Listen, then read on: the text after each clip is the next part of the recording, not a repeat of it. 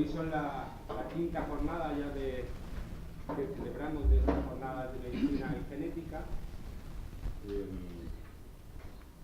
Antes de esta jornada hemos tenido pues varias, la genética en oncología, vista desde el punto de vista de la investigación, que nos dio la charla Emilio Alba, el doctor Emilio Alba. Después tuvimos más la parte clínica de la genética en oncología, la unidad de consejo genético, el responsable pues Antonia Márquez. Después tuvimos un apartado de 2 charlas que se referían a enfermedades raras, la parte de investigación, Kika de la Universidad de Málaga, doctora Francisca Sánchez. Después vimos la parte clínica de las enfermedades raras y la genética, que nos la dio Sara Franco. Y esta quinta jornada pues la vamos a dedicar a la cardiología, la genética, la genómica en enfermedades cardiovasculares. Y esta vez pues tenemos la ocasión y la suerte pues de contar no solo con un ponente, sino con una mesa de 4 ponentes de renombre. El doctor Eduardo de Teresa, pues yo creo que lo conocéis casi todos, es el jefe de servicio de cardiología en el Hospital de Málaga, clínico. Él es médico, estudió en Granada y hizo su residencia en Madrid, en el Puerta del Mar, donde también ejerció como el Puerta de Hierro, perdón. El mar pilla lejos de Madrid. Sí, de verdad. Y también ejerció como cardiólogo y estuvo de profesor asociado en la Autónoma de Madrid. Después vino como jefe de servicio de cardiología del Hospital General de la Victoria de Málaga y también es catedrático de la Universidad de Málaga. Y bueno, pues él viene acompañado de un grupo de cardiólogos también de renombre. Por un lado, el doctor José Manuel García Pinilla, que es responsable de la unidad de cardiopatías familiares. ¿Sí? Después, por otro lado, el doctor Fernando Cabrera, que es responsable de la unidad de Marfan, aunque ya no le gusta llamarlo Marfan, ¿no? Sino enfermedades. Y por último, el doctor Amadeo Ruiz, que es también responsable de la unidad de arritmias, ¿no? Responsable. Bueno, pues muchísimas gracias. Y bueno, pues hoy vamos a tener la suerte de contar con este gran equipo que nos va a contar pues cómo la genética, pues utiliza la genética como herramienta para el diagnóstico y tratamiento de enfermedades cardiovasculares. Muchas gracias. La palabra al doctor Eduardo. Gracias. Hace unos años, yo creo que hace ya bastantes años. ¿Se oye bien? Se oye raro, ¿verdad? Sí. Organizamos unos cursos durante 3 años o así, unos cursos básicos de genética para cardiólogos clínicos. Y eso lo hicimos básicamente porque en aquella época se empezaba a hablar de que había unas enfermedades cardiológicas que tenían un sustrato genético. Eran pocas, la miocardiopatía electrófica, el QT largo, alguna cosa rara había por ahí, ¿no? Y la verdad es que aquello nos pilló un poco con el paso cambiado, porque a muchos de los que entonces éramos cardiólogos y llevamos tiempo alejados de la ciencia básica, la genética que nos habían enseñado en la facultad era muy distinta de la que se hacía entonces. Pero de eso ha pasado muchísimo, no muchísimo tiempo solo, sino muchísimos acontecimientos y muchísimos descubrimientos. Tanto es así que unos pocos años más tarde, ya para hablar de genética en las enfermedades cardíacas no puede hacerlo una persona sola, porque es aplicable a tantos campos que lo que hemos preferido, y por eso preferimos que en vez de dar una charla uno solo, pues trajéramos a los expertos, es que venga aquí la gente que está trabajando día a día con el sustrato genético de distintas patologías. Y esto avanza tan rápido que yo creo que el nombre que se le da a la técnica esta que hacéis vosotros de la Next Generation es una cosa esa que doña vieja, porque Next posiblemente ya está la Next de la Next a la vuelta de la esquina, ¿no? El caso es que hoy día es muy difícil ejercer la cardiología sin tener unas nociones básicas de cuál es el sustrato genético, por lo menos de algunas enfermedades. Es muy difícil prescindir de estudios genéticos en algunos casos concretos y, por supuesto, responsables somos más o menos de algunas unidades, pero somos responsables sobre todo de nuestros pacientes y desde el punto de vista quizá no ya del tratamiento, porque el tratamiento genético todavía está lejos, pero sí de saber que el enfermo es solo un componente de una familia que necesita muchas veces consejo y estudio, tenemos la obligación de profundizar un poco más en ello. Y efectivamente las 3 personas que vienen son expertos que están todos los días manejando esto. Pini es el jefe de la unidad de insuficiencia cardíaca y es una autoridad en la insuficiencia cardíaca a nivel nacional. Lo que pasa es que mucha insuficiencia cardíaca tiene un sustrato también genético, ¿no? De hecho, la unidad que él dirige acaba de ser reconocida como una unidad excelente por la Sociedad Española de Cardiología y aunque esto es una cosa que todavía no es seguro, probablemente es el próximo presidente de la sección de cardiopatía de insuficiencia cardíaca de la Sociedad Española de Cardiología. Y él nos va a hablar, va a empezar él, que por eso he puesto las diapositivas primero, él nos va a hablar precisamente de qué tiene que ver la genética con la insuficiencia cardíaca y con las cardiopatías familiares. Vamos a hacer, en vez de comentarios y preguntas en cada presentación, lo hacemos luego al final cuando las 3 presentaciones hayan finalizado. Bueno, ¿se oye, no? ¿Se oye bien? Sí. En primer lugar, muchas gracias también por la invitación y todo esto que ha dicho Eduardo.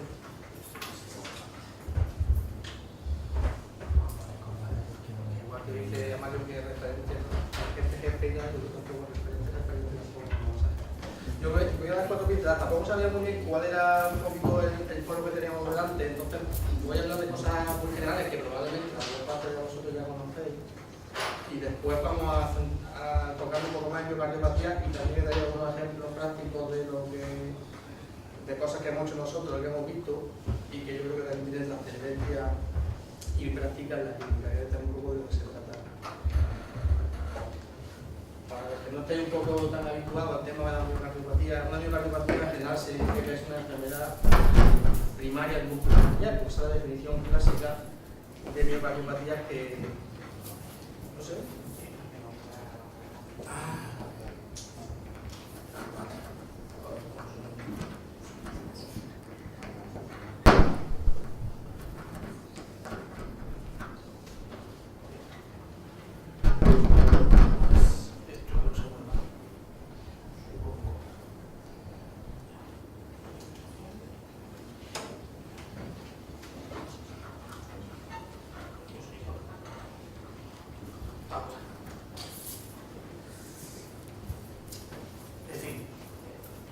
básicamente la miocardiopatía es una enfermedad primaria del músculo cardíaco que no tiene explicación ni por una cardiopatía congénita, ni por enfermedad coronaria, ni por hipertensión, ni por valvulopatía, que son básicamente las cardiopatías que pueden conducir a un fenotipo similar a una miocardiopatía primaria y que obviamente conlleva trastornos estructurales y funcionales.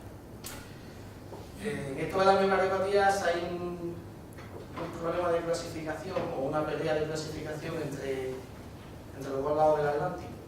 Entonces hay mucha confrontación entre Europa y Estados Unidos, sobre todo en la clasificación y la valoración, mucha rivalidad, ¿no? Cuando pues, en este lado del Atlántico se saca una cosa, pues en los 2 años más o menos o 3 años en el otro lado se saca otra.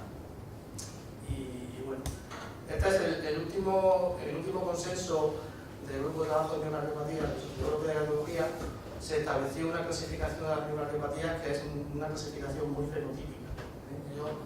Se hacen 5 categorías en base al predominio de hipertrofia, dilatación, arritmogénesis restrictiva y luego un grupo de inclasificadas que son aquellas que tienen mezcla de una y de otra, que es una cosa frecuente en la miocardiopatía. Y dentro de todas ellas pues podemos hablar de las que tienen un origen familiar y o genético y las que no lo tienen. Pues ya digo, esto es de 2008. En 2013 la Sociedad Americana pues, publica esta otra clasificación, que es una clasificación que está muy bien, como vamos a hablar después con un ejemplo, en la cual se incluye en estas siglas, MOGES, pues todas las características clínicas, genéticas, morfológicas de la miocardiopatía. De manera que, bueno, la M, que es la primera letra, haría referencia a las características fenotípicas, si predomina dilatación, hipertrofia, restricción. La O, si hay los órganos que están afectados, el corazón, si hay afectación neurológica, muscular, patrón de herencia genética se llama G, la E, la etiología, si se conoce la mutación genética que produce la enfermedad, si es que es una mutación genética, obviamente, y finalmente el estadio funcional clínico en base pues, a la clasificación también de la Sociedad Americana y al grado funcional de la mía. Un ejemplo. Pues esto es una miocardiopatía dilatada por una mutación de la adenina. Esto es lo que se asocia generalmente al síndrome de Emery-Dreifuss.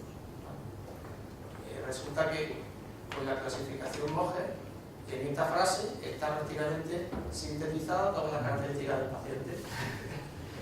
¿No? Si se trata de morfológicamente se muestra como dilatación y hay otro que es un número ventricular, afecta en este caso solamente al corazón, tiene un patrón de herencia ligado, recesivo ligado a X y la mutación que se describe es esto. Y el estadio funcional son el estadio B y grado funcional 2 de la misma. Claro, esto es ideal, pero ahora si te pones a ver el paciente en la consulta e intentar hacer una clasificación de esta es bastante complicado. La miocardiopatía puede tener un origen genético, no todas tienen un origen genético, pero pueden tenerlo y es relativamente frecuente que lo tengan.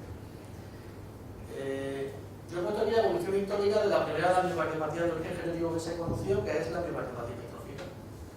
Entonces, desde finales de los 50, que se recortan los casos, hasta el año 89 no se describió o no se publicó la presencia o el origen genético y se estableció, en este caso, que fue la primera que se describió, pero describió con su máquina, fundamentalmente por una alteración que se encontraba en el grafo de cromosoma 14. Un año después ya se vio en concreto con el gen, que era el gen de la cadena pesada de la toxina. Poco tiempo después se descubrió o se describió la presencia de otras mutaciones, que son las de la proteína C de la miosina, y prácticamente desde entonces lo que se produce es una evolución exponencial, no solamente hipertrófica, sino del resto de miocardiopatía, en cuanto al número de genes y número de mutaciones implicadas. Se dice por ahí que la miocardiopatía de origen genético, prácticamente cada familia pues, y cada mutación es una entidad casi diferente. Obviamente, a partir de esta fecha, sobre todo con el desarrollo de la secuenciación masiva, pues el número de mutaciones ha aumentado pues, exponencialmente. Esto es el sarcómero, pues, para los que no acordáis mucho, es la unidad funcional del miocito del corazón, y en este caso esas proteínas mutadas, la hipertrófica, pues son proteínas de sarcómero. Esta es la cadena pesada de miosina, esta es la proteína C unión a la miosina, y también hay con frecuencia afectación de las troponinas, galactinas y mutaciones que afectan a genes que codifican proteínas sarcómeras.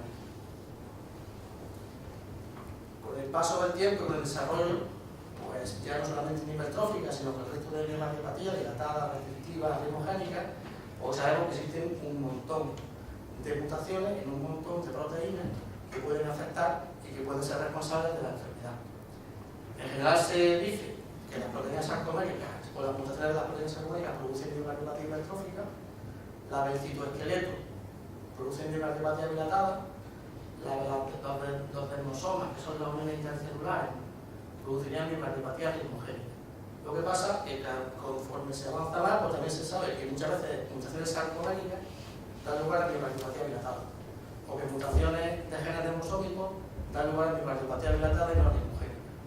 Es decir, hay mucha implicación de fenotipos con un genotipo diferente, como vamos a ver. En el caso de la hipertrófica, las mutaciones predominantes son pues, justamente las dos proteínas que se describieron al principio. De manera que prácticamente entre la cadena pesada de miosina y la proteína C de unión a la miosina, pues se puede aplicar en torno al 70-80% de la mutación de los casos de enfermedad. Otras que también aparecen con cierta frecuencia son las tromboninas, la TRI, la tropomiosina, la zona reguladora de la cardiología de miosina y la TIC.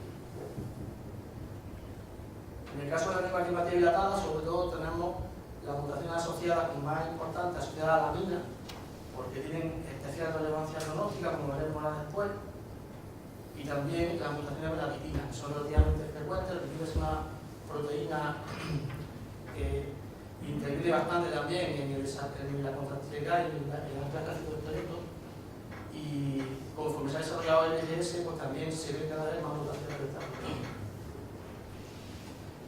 En el caso de la neuropatía primogénica, pues son proteínas de los cromosomas, desmutlaquina, placofilina, desmogleína, básicamente.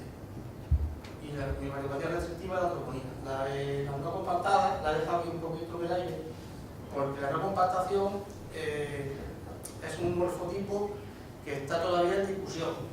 Conforme se van publicando consensos, pues los criterios de diagnóstico van cambiando prácticamente cada 2 años. Incluso hay quien piensa que es un morfotipo diferente, es un morfotipo similar tanto en hipertróficas como en dilatadas. Esto yo creo que todos sabemos, pero simplemente un recordatorio, porque la herencia básicamente de la miocardiopatía es herencia mendeliana, son enfermedades monogénicas y además predomina la autosómica dominante. O sea, la presencia de un allele patológico, pues un mutado da lugar a la enfermedad. Por ejemplo, pues esto que tenemos aquí, típico que no hay salto generacional. Las generaciones casi todas tienen. Siempre puede haber un salto generacional, entre comillas, oculto, ¿no? Puede haber un accidente o una muerte por otra causa que da una pérdida de la familia y no debe ser la familia. Las autosómicas recesivas son bastante más raras. Y como todas las enfermedades autosómicas recesivas pueden saltar generaciones y es frecuente que haya fenómenos de consanguinidad en la familia. Ya sabéis que en principio, como todas las patologías del tipo recesivo, suelen ser mucho más graves que la del tipo dominante, con una expresión mucho más precoz, mucho más grave, ¿no? Que digamos sería un intento, y luego si queréis podemos hablar de eso, un intento de la naturaleza por eliminar a los mutantes que no son aptos para la selección natural. También hay formas ligadas al cromosoma X, y la que se pone siempre la típica es esto, que es la miocardiopatía asociada a la enfermedad de Fabry, al déficit de galactosidasa alfa. Y por supuesto también las formas ligadas al cromosoma X, ya sabéis que en principio siempre se ha dicho que la transmiten las mujeres en la familia y la padecen los varones. Eso lo que pasa es que, bueno, también hay que tomarlo con un poquito de precaución, porque las mujeres a veces el cromosoma X, uno de ellos se puede inactivar por no ser tan funcional como el otro, y claro, si se inactiva precisamente el que tiene el mutado, pues probablemente la expresión sea o nula o pequeña. Si el que se inactiva es el normal, pues entonces la expresión va a ser realmente más precoz y más grave, pero casi nunca va a ser tan grave para los varones. Los varones generalmente tienen una expresión más precoz y más grave que las mujeres. Y luego, por supuesto, puede haber también casos de herencia mitocondrial, que en este caso la transmisión siempre está de la madre. Y en el caso de la miocardiopatía, normalmente existen necesidades excepcionales la presencia de una miocardiopatía exclusiva, o sea, una afectación exclusiva cardiológica en una herencia mitocondrial. Normalmente suele haber otras cosas asociadas, suele haber trastornos neurosensoriales, desarrollo neurológico, miopatías asociadas, etc. Algunos conceptos clave que yo creo que casi todos lo deben conocer es que, primero, es cómo diferenciar una mutación de un polimorfismo. En la era esta del Genetic Generation Sequence sí es muy frecuente que encontremos pues, anomalías genéticas que no están descritas. Y entonces en este caso muchas veces pues, tenemos la duda si esa anomalía genética es realmente una mutación o es un polimorfismo. ¿Cómo diferenciar? Pues bueno, lo primero y la forma clásica de hacerlo es si hay consolidación familiar. Es decir, si en la familia la presencia de esa mutación también se relaciona con el desarrollo de la patología. ¿El problema de eso? Pues que no tenemos mucha suerte y en diferentes generaciones, en diferentes familiares encontramos la patología, la mutación, o muchas veces tenemos que esperar a que haya un desarrollo familiar, ¿no? Es decir, que las personas vayan creciendo, que cada vez más edad vayan desarrollando la enfermedad. Y eso puede ser un trabajo de muchos años. Por supuesto que no esté presente en la población normal. Es decir, si se han hecho estudios poblacionales donde se han incluido muchas anomalías y ese polimorfismo está presente, o ese cambio está presente, pues en fin, población sana, es poco probable que se relacione con la patología. Otra pista que nos puede poner sobre el efecto que tiene ese cambio es que ese cambio sea sustancial. Por ejemplo, si tenemos una mutación tipo truncamiento o un cambio tipo truncamiento no descrito, no conocido, en un paciente que tiene una miocardiopatía dilatada, pues es bastante probable que se relacione. Obviamente habría que demostrar por segregación, pero un truncamiento produce un cambio secuencial tan grande en el gen y una anomalía tan grande en la proteína que es bastante probable que tenga que ver con la enfermedad. Si tenemos un cambio tipo misense, un aminoácido proto o un nucleótido proto, pues ya sabéis que eso puede ser más complejo de demostrar. Existen programas bioinformáticos que pueden poner de manifiesto eso, sobre todo en base a que el cambio dé lugar a una proteína con anomalías estructurales o alteraciones funcionales que puedan asociarse al desarrollo de la enfermedad. Y por último, una forma también de valorar si ese cambio es mutacional es realizar un estudio directo, es decir, coger el vector, ser capaces de incluir la secuencia anómala en un ser vivo y demostrar que se produce patología. Son estudios bastante complicados de llevar a cabo en sitios muy concretos. No en todos los sitios están preparados para realizar este tipo de estudios.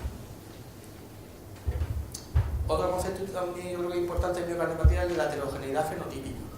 Es decir, que la misma mutación, la misma variante, la misma familia incluso, se expresa fenotípicamente de diferentes maneras. Esto es un ejemplo de una mutación en troponina I que en este caso ha producido un fenotipo de miocardiopatía restrictiva, paciente con 56 años, trasplante cardíaco. En este otro familiar con 41 años, miocardiopatía restrictiva, morfotipo también de hipertrófica, trasplante cardíaco. Y en este adolescente de 16 años, pues produce una miocardiopatía hipertrófica, TV, implante de un desfibrilado. Y el concepto contrario, que es el de heterogeneidad genética, es decir, diferentes mutaciones, diferentes proteínas mutadas dan lugar al mismo morfotipo. Estos son dos miocardiopatías dilatadas, esta se debe a una mutación en la mina y esta es el ejemplo del principio, la MI. Otro concepto yo creo que es importante es el de fenocopia. Los vídeos se van a parar seguro. Fenocopia hace referencia a patologías que simulan una miocardiopatía primaria sin realmente ser. Y el ejemplo típico es la enfermedad de Fabry. Y hay otros ejemplos, por ejemplo, este es un ejemplo nuestro de nuestro centro, que es una mutación de PRKGA. Esto da lugar a un depósito lisosomial de sustancias que producen al final un cuadro de pseudohipertrofia, y en este caso aparte de un poco de dilatación y disfunción ventricular severa. Otro concepto importante en miocardiopatía, la penetrancia variable. Las miocardiopatías, por definición, son patologías de origen genético, pero con penetrancia variable. Eso significa que no existen factores asociados a la genética que hacen que se desarrolle el fenotipo o no se desarrolle, o se desarrolle más o se desarrolle menos. Por ejemplo, esta familia. Este es el caso índice de una mujer que se diagnostica con 52 años una miocardiopatía hipertrófica, ahora tiene 56 años, se detecta genéticamente de una mutación. Tiene una hermana con test genético negativo y tiene otro hermano que tuvo una muerte súbita, diagnosticado de hipertrófica con 30 años, se muere a los 37 años, no hay test genético porque se murió antes de que se pudiese realizar, pero sí que tiene una hija con 36 años que no tiene hipertrófica a pesar de que tiene la mutación. Es decir, tienen que existir una serie de factores ambientales, genéticos, que asociados a la presencia de la mutación dan lugar a la expresión fenotípica, o a la expresión fenotípica completa o a una expresión fenotípica más grave o menos grave. Y también un poco ahondando en ese concepto está el tema de las mutaciones múltiples. Esto sería una de las razones, digamos, de tipo genético por las cuales la penetrancia puede ser variable. Las mutaciones múltiples no son infrecuentes en pacientes con miocardiopatía y cuando están presentes afectando al mismo gen o a diferentes genes, sí que pueden hacer que la expresión sea más grave, más precoz. Por ejemplo, esto es una familia, caso índices. Este es una muerte súbita con 39 años, miocardiopatía restrictiva, y tiene dos mutaciones, una mutación de proteína C de unión a miosina y una mutación de troponina. Cuando se hace el estudio exploratorio a los progenitores, el padre es el que tenía la mutación de la troponina y tiene una hipertrofia, pues bueno, leve, moderada, y 77 años. Y la madre, es la que tenía la mutación de la proteína C de unión a la miosina, pues estamos hablando de 73 años y, como veis aquí, una hipertrofia de predominio apical. ¿Vale? El caso de la muerte súbita, pues primero se expresó, si tenía las dos mutaciones, se expresó más precozmente, con 37 años, y además en forma de muerte súbita. Es una forma mucho más grave que de los padres. Por tanto, en el tema de la herencia siempre habrá un componente genético más o menos potente, más o menos grande, y un componente ambiental. Si el componente genético, es decir, la mutación es un truncamiento, o es un cambio de sentido, pues probablemente, aunque haya poco componente ambiental, va a haber una expresión importante. Si la mutación es más pequeñita, a lo mejor en presencia de un componente ambiental significativo, como puede ser la práctica de actividad física intensa o competitiva, puede poner de manifiesto la enfermedad. ¿Y para qué sirve la consulta de miocardiopatía familiar? Pues bueno, lo primero que sirve es porque las miocardiopatías o las cardiopatías familiares en general son familiares, no son individuales. Entonces, la consulta habitual, a la que estamos acostumbrados en medicina, pues es una consulta, pues, de una persona. Y aquí se debe de tratar no personas, sino familias. Por muchas cosas. Pues entre otras cosas porque hay muchas connotaciones de índole familiar que es importante conocerlas, por ejemplo, cuando tenemos delante a la familia entera, no a una sola parte de la familia. Genética positiva, ¿cuándo la tenemos? Pues sobre todo en el caso de hipertrófica, hasta 70% de los casos podemos tener una mutación. En el caso de las dilatadas, estos son datos de 2010, menos del 20%, probablemente en muestras poco seleccionadas. Cuando tenemos muestras más seleccionadas de pacientes con miocardiopatía dilatadas de verdad, con antecedentes familiares de muerte súbita, de cardiopatía, aunque sean no filiadas, ese porcentaje aumenta, pues está en torno al 40%. ¿Y qué es lo que se hace? Pues básicamente cuando un paciente o una familia es derivada de la consulta, pues en principio lo más importante es la sospecha, es decir, que tengamos antecedentes de muerte súbita en la familia, antecedentes de cardiopatía en la familia, aunque sea no filiada, antecedentes de trasplante cardíaco, ¿no? Son cosas que hay que tener en cuenta a la hora de enfocar un paciente de estas características. Se debe intentar realizar un árbol genealógico que al menos comprenda 3 generaciones, que no siempre es fácil. Intentar con ese árbol ya incluso establecer un poco el patrón hereditario. Y ahora ya pues depende de que tengamos posibilidad de hacer estudios genéticos. Si tenemos posibilidad de hacer estudios genéticos, pues en principio pues se solicita y se realiza. Hoy en día, yo creo que prácticamente en el 100% de los sitios donde se estudia en familia, se hace NGS. Por rapidez, por precio, yo creo que ya no se hace sangre prácticamente en ningún sitio. Y dependiendo del resultado, pues podemos encontrarnos con una mutación patogénica, es decir, una mutación que ya está previamente descrita, que ya se ha asociado claramente a un fenotipo, y en ese caso, pues, este es el mejor de los casos. ¿Por qué? Pues porque nos va a permitir, por un lado, realizarse el diagnóstico genético en contexto de familiares de primer grado. Y eso tiene connotaciones muy importantes, como vamos a ver después. Si lo que nos encontramos es un estudio genético negativo o encontramos una BUS de estas, ¿no? BUS es variable de significado incierto, no son las siglas en inglés. Son cambios genéticos que no se sabe realmente si están en relación o no con la patología. En esos casos es importante realizar un estudio familiar, que además debe ser un estudio familiar sistemático y periódico. No vale hacer un estudio familiar de los familiares de primero, pasar y nos olvidamos si no hay patología, porque puede aparecer en la evolución.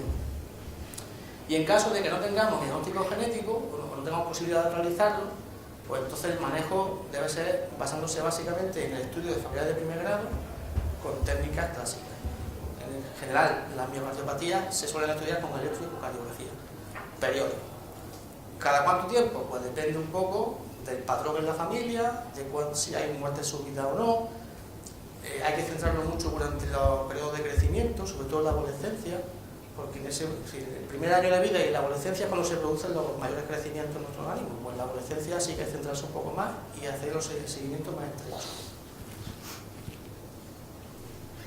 Bueno, esto es un árbol genealógico, una construcción de 3 generaciones. Esto un poco incidir más en lo mismo.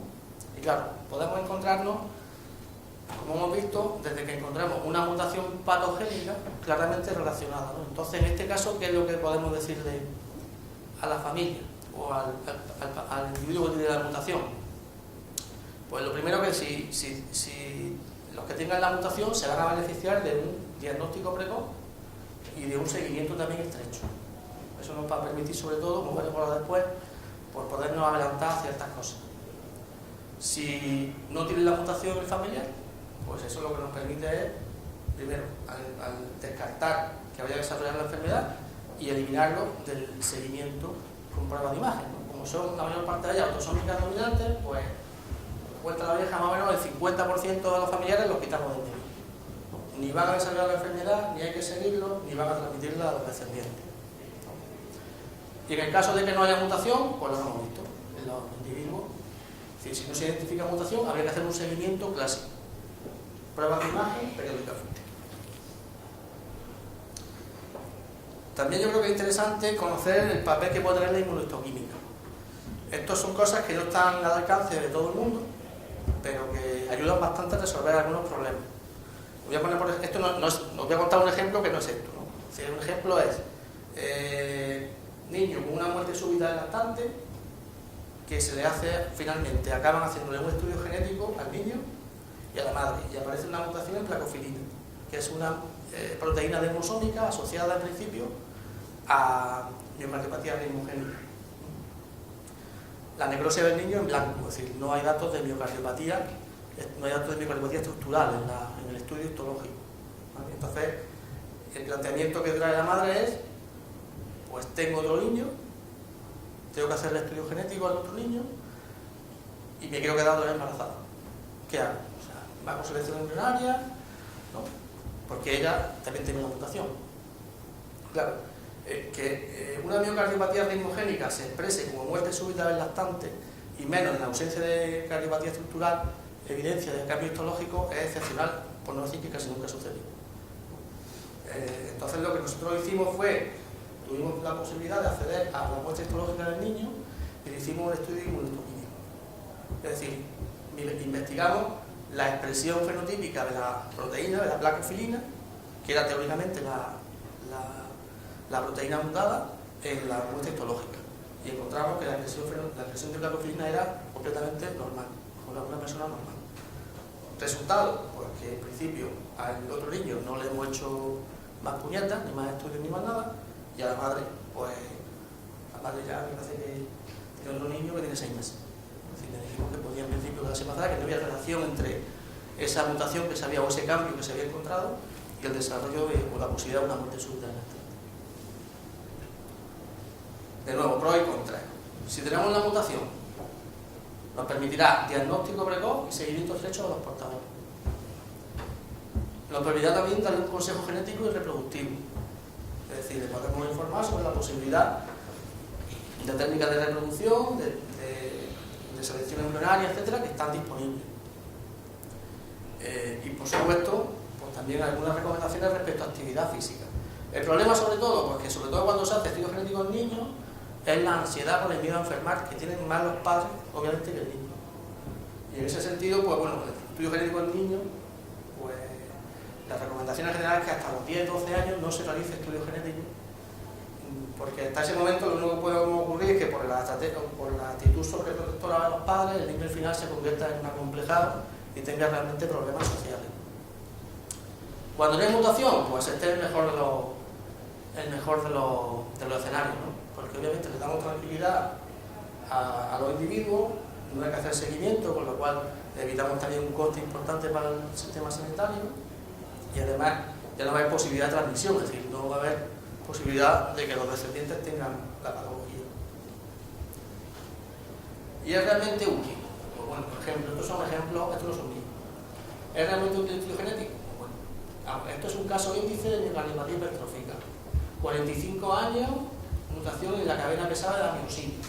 Tiene 2 hermanos con muerte súbita, a los 15 y a los 38 años.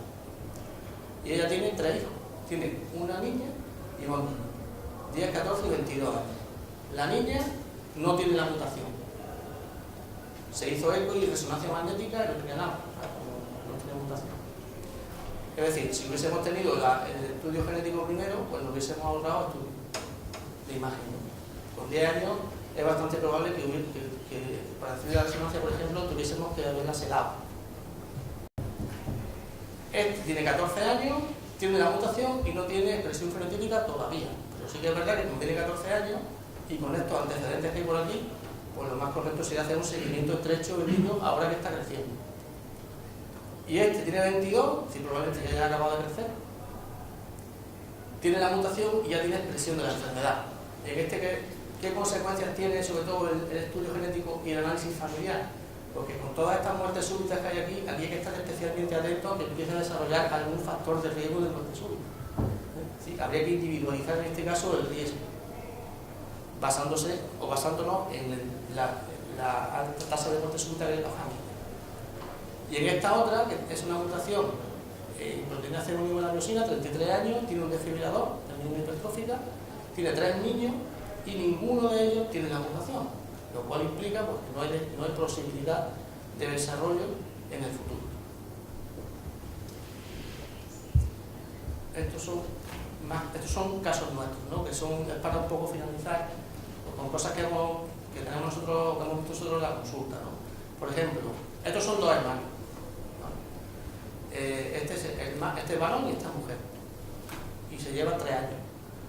El padre tiene una miocardiopatía hipertrófica y tiene esta mutación.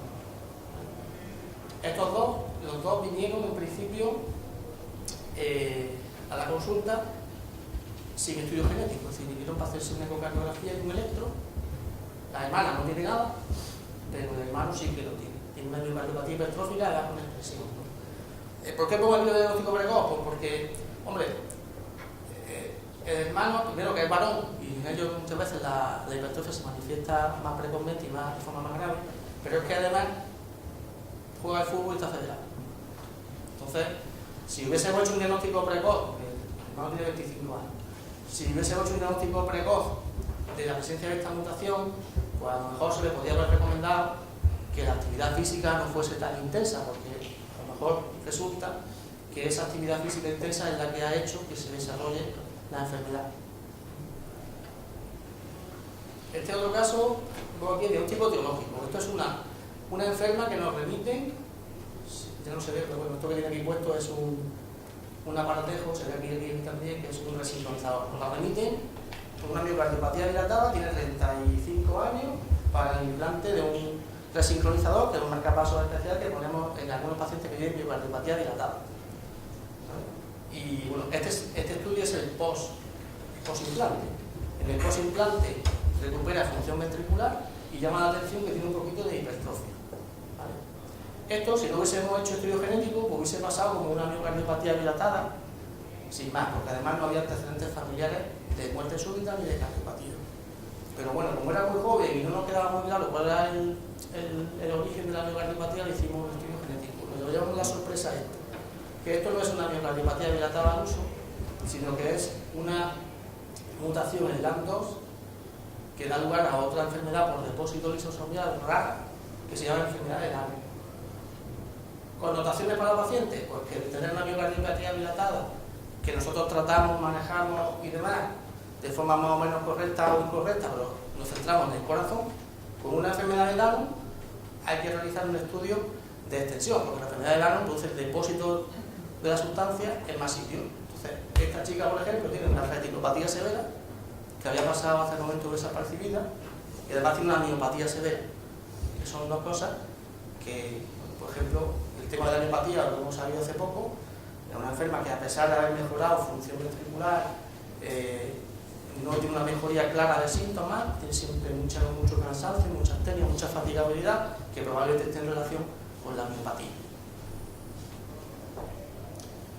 O este otro, por ejemplo, pues parecido. En este caso lo que tenemos es otro paciente con una miocardiopatía hipertrófica, o que nos remiten como caso índice de miocardiopatía hipertrófica, tirando un poco en la familia lo que es algún trasplante renal, y también hicimos un estudio genético y nos encontramos con que tiene, tampoco es una hipertrofia al uso, no tiene una mutación sarcomérica, lo que tiene es una mutación del gen de la transtiretina. Este enfermo lo que es una amiloidosis familiar.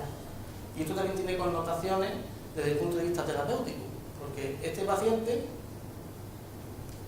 la proteína mutada, lo voy a explicar un poco lo que se produce en el hígado, y estos pacientes se benefician en fases que no están muy evolucionadas de la cardiopatía, lo que se beneficia es de un trasplante hepático.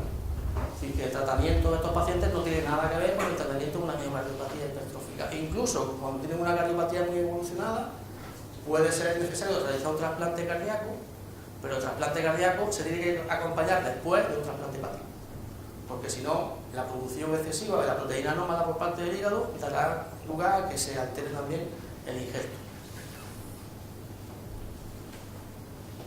Y este, pues otro respecto al diagnóstico precoz. Esta es una enferma, es la hija de un paciente nuestro con miocardiopatía hipertrófica, que también se identificó esta mutación en la proteína C1-adenosina, y ella no quiso realizarse estudios genéticos. Ella no se quiso realizar estudios genéticos, tiene otros hermanos que sí se lo realizaron. Ella no se lo hizo y tuvo la mala suerte o la suerte de tener una taquicardia ventricular sincopal, y la suerte fue que es trabajadora sanitaria y estaba en medio hospitalario y se la pudo sacar para adelante.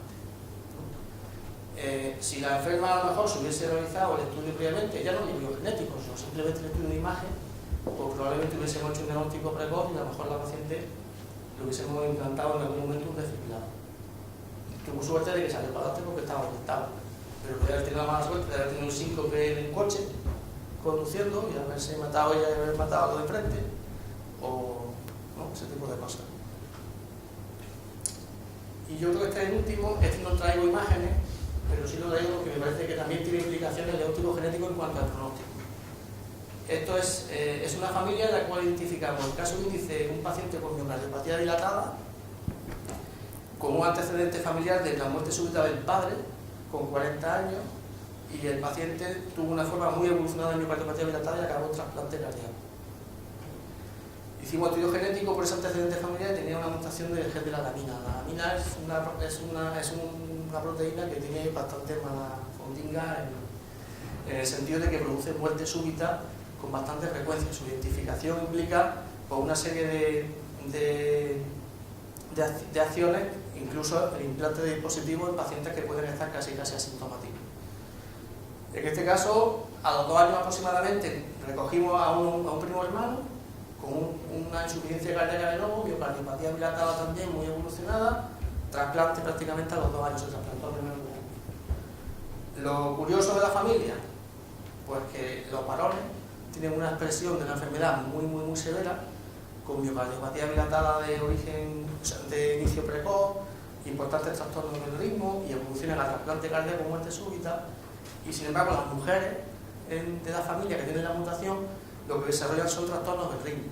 Por ejemplo, la hermana del primer paciente tiene un bloqueo auriculoventricular de primer grado con un PR altísimo y ya está. Y la hermana del otro, del segundo que se trasplantó, lo que hace son enfermedades paroxísticas, una bronquiolitis persistente. Le vamos a hacer una ablación de la pulmón, ¿qué le parece?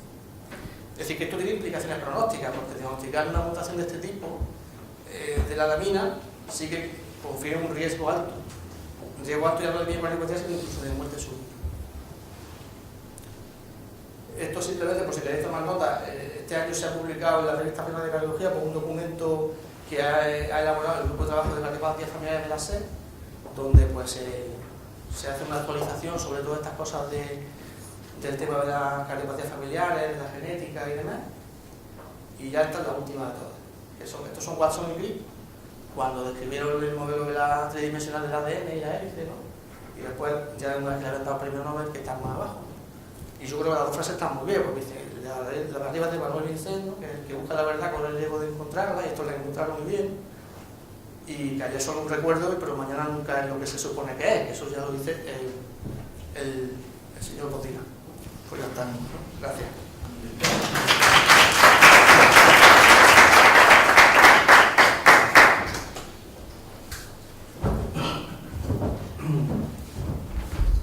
Muy bien, José. Yo creo que una de las conclusiones es que es mejor que no te den el premio Nobel porque te estropean muchísimo, ¿no?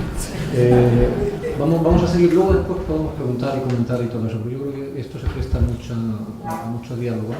Vamos a seguir con Amalio, que Amalio no es el responsable, lo cual no diréis que sea irresponsable, sino que es uno de los miembros de la unidad de arritmias, pero es el que más de cerca está precisamente llevando un aspecto que fue de los primeros en los cuales la genética se empezó a estudiar en la cardiología, que es el de el sustrato genético de algunas arritmias, ¿no? Ya habéis visto que de todas maneras en las miocardiopatías también están mezcladas las...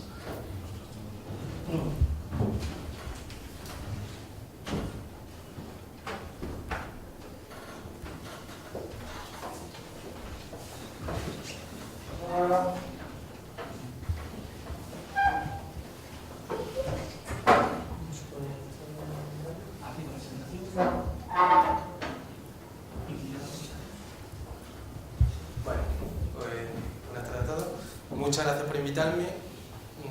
Yo les voy a hablar de un tema que tiene relación con el tema anterior, de la miocardiopatía, pero es más enfocado a las canalopatías, a las arritmias.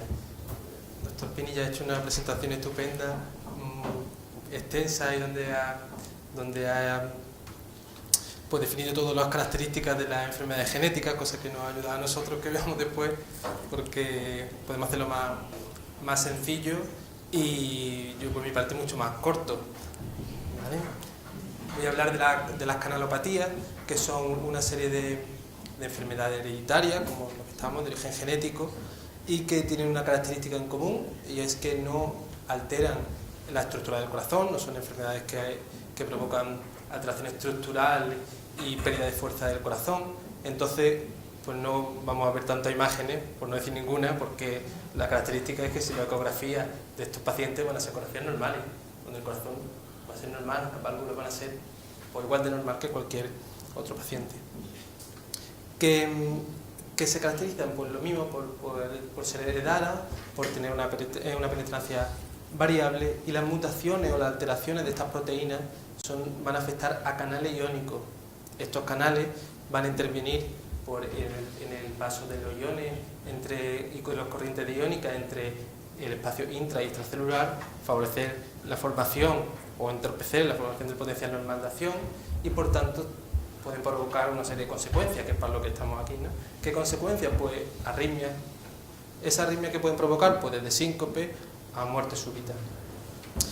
El grupo que el doctor Pinilla no ha comentado, de miocardiopatía, también pueden provocar muerte súbita, también pueden provocar arritmia y fallecer el paciente, pero se caracterizan por una afectación estructural. Normalmente los pacientes pues, tienen otra serie de síntomas, principalmente pues, insuficiencia cardíaca, disnea o tal, que pueden hacer ir al hospital, solicitar atención por ciertas cosas, pero nuestros pacientes, desgraciadamente, la mayoría están asintomáticos, eso es bueno, pero los que no lo están, pues cuando llegan los síntomas pues puede ser la muerte súbita. ¿Qué 4 grandes grupos tenemos?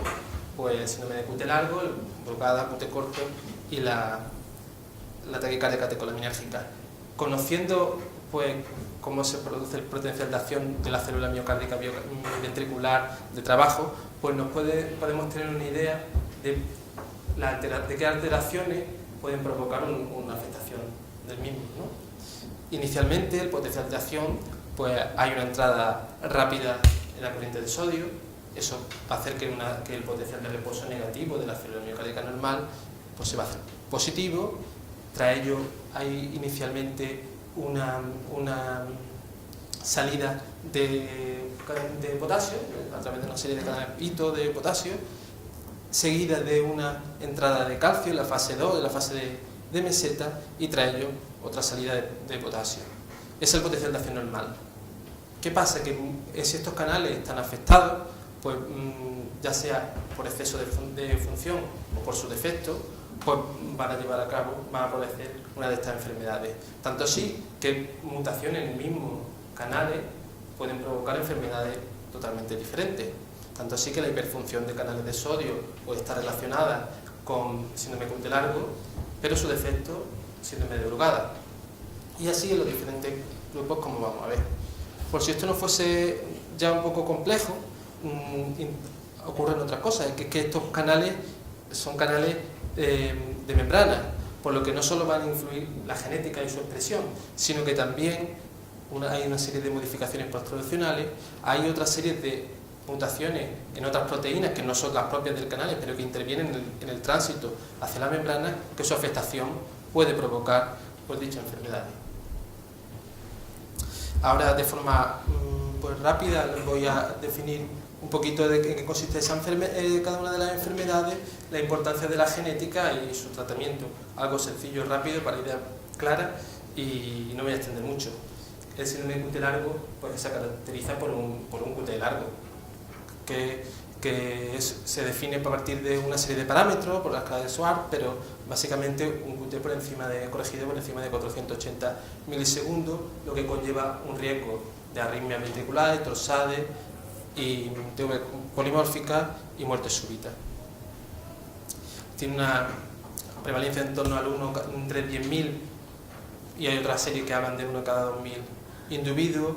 Los síntomas son más frecuentes en mujeres jóvenes, sobre el 60% tiene historia familiar, la mayoría de ellos, la grandísima mayoría, tiene una herencia autosómica dominante, que es lo que se le denominó el síndrome de Romano-Ward.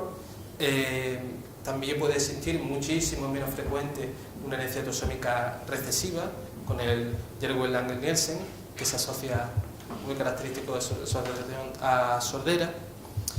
Los síntomas de estos enfermos, pues el 60% tienen síntomas pues, puramente arrítmicos y el resto pues, son totalmente asintomáticos. Respecto al tratamiento que tienen estos enfermos, pues destacar que hay que evitar una serie de fármacos que prolongan el QT, que todos están descritos y nosotros solemos entregarle a todos los pacientes una dirección electrónica con todos los fármacos, o bien entregarle una lista de todos los fármacos que deben evitar. Los betabloqueantes son el tratamiento de elección, principalmente en pacientes sintomáticos, aunque también puede ser necesario en aquellos pacientes asintomáticos que no han tenido síncope ni eventos, y lógicamente pues para evitar la muerte súbita el tratamiento principal es el desfibrilador. En aquellos pacientes que ya han tenido un episodio de muerte súbita o que ya han tenido síncope a pesar de estar tratados con betabloqueantes también está indicado. También se hace poco, pero la denervación simpática se podría realizar en el ganglio estrellado y que se usa en pacientes que no toleran la medicación o bien que a pesar de medicaciones tiene un desfibrilador, tiene muchos choques y evitar, y con eso se reduce. ¿Qué recomendación tienen en estudiar un síndrome de cutis largo genético? Pues el estudio genético tiene una recomendación KASE-1 basado principalmente en que la mayoría de los pacientes, el 70% de los pacientes que nosotros vemos en consulta y que tienen un síndrome de cutis largo, vamos a encontrar una mutación relacionada con la enfermedad. La mayoría de los cutis largos son los 1, 2 y 3, explican más de la gran mayoría, el 65% de los casos.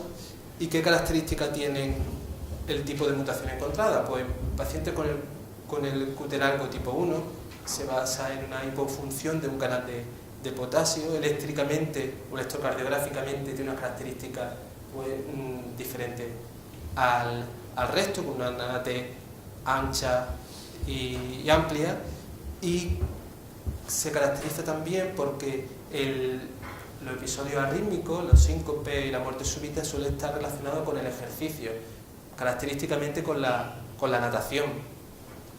El tipo 2 es el segundo en frecuencia, también muy cercano al primero, también se caracteriza o se está asociado a una mutación en el canal de potasio, en una hipofunción del mismo, y se caracteriza por aparecer los episodios arrítmicos durante ante miedo, ante susto, como decimos nosotros, ante estímulo auditivo. Nosotros tenemos un caso de un paciente hace ya muchos años que tenía un niño pequeño que cuando sonaba el teléfono el niño se sincopaba.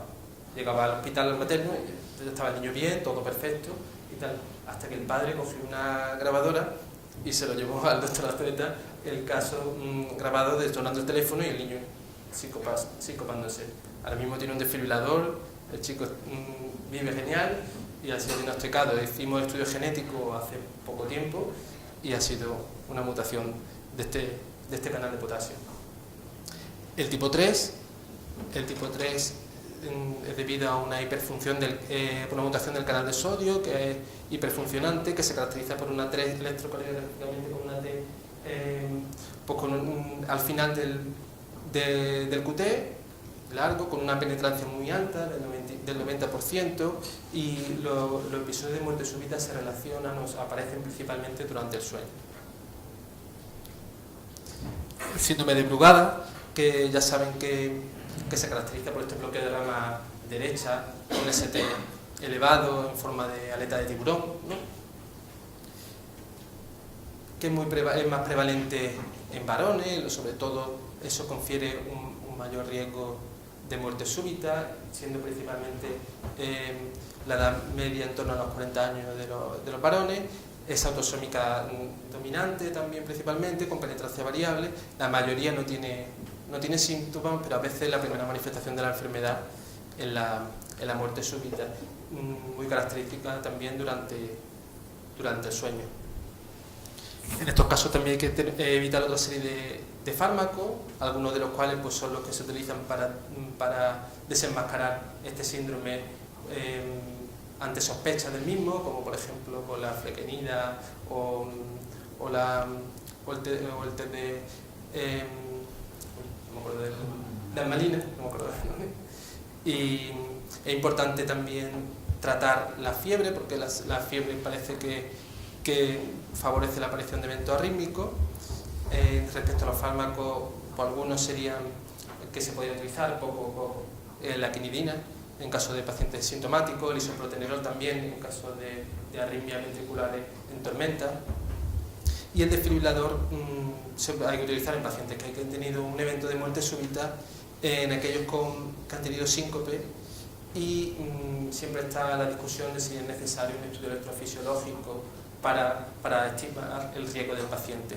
En los últimos estudios parece que un estudio electrofisiológico no muy agresivo con hasta 2 extraestímulos podría seleccionar a aquellos enfermos que más se van a beneficiar de un desfibrilador. También en los últimos 2 años se está llevando a cabo la ablación de sustrato en pacientes con síndrome de Brugada, pero todavía queda por conocer esa técnica.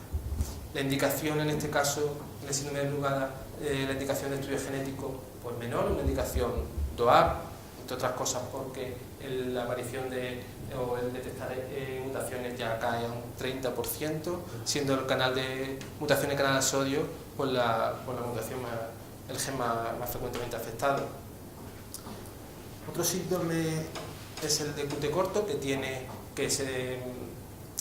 llevamos pocos años conociéndolo, desde el año 2004 creo, que se caracteriza por ese QT corto con esa T muy alta y delgada, el QT menor de 330 o menor de 360 milisegundos en ciertas circunstancias, como haber tenido un evento arrítmico mayor o tener antecedentes familiares, y que es la canalopatía más letal, es decir, que la mayoría de pacientes que diagnostiquemos pues van a necesitar un desfibrilador porque van a haber tenido un evento arrítmico, o simplemente por tener antecedentes familiares de muerte súbita van a tener indicación de desfibrilador, cosa que antes no hemos dicho ninguno.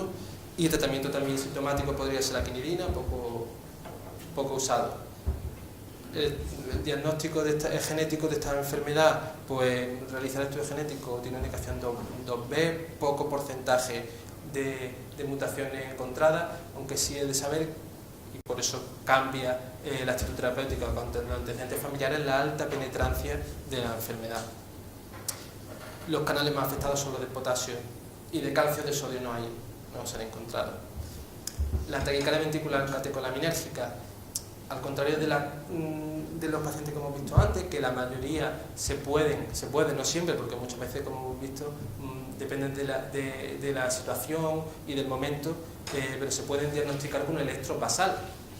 Es decir, son pacientes que no tienen alteración estructural de la fuerza del corazón, pero con un electro, mirándolo con ojos de buscar, pues se puede sospechar. Pero si esto no es difícil, si hay también unas enfermedades como esta, que su electro basal es totalmente normal y las alteraciones electrocardiográficas se desencadenan ante estrés físico o emocional. Pues es el caso de la taquicardia ventricular catecolaminérgica, el cual se caracteriza que ante este estrés pues, aparecen taquicardia por muerte súbita o taquicardia ventricular polimórfica o bidireccional. ¿Vale? En este caso, el tratamiento se basa en evitar pues, dicho estrés, tratamiento sintomático con beta bloqueante y en caso de haber tenido eventos arrítmicos mayores, el uso del desfibrilador. La flecainida también se puede usar y la denervación simpática, parecido a lo que hemos visto en el QT largo, tanto es así que tiene una indicación también genética clase 1, tiene un alto porcentaje de mutaciones positivas encontradas, la mayoría relacionada con el receptor de la rionedina, que tiene relación con la salida del calcio al citoplasma, por tanto el ejercicio influye mucho en esta enfermedad. La autosómica recesiva es la mutación de la calciopestrina, que es otra proteína que interviene en todo este mecanismo, pero que es mucho menor la incidencia de mutaciones. Por último, hablarles también de nuestra experiencia comparado con José Manuel y con Fernando, pues muy corta, ya que empezamos a hacer estudios genéticos en marzo de 2014, anteayer, y hemos estudiado hasta ahora pues estas 57 familias que son casos índice, pero a partir de ello pues toda familia.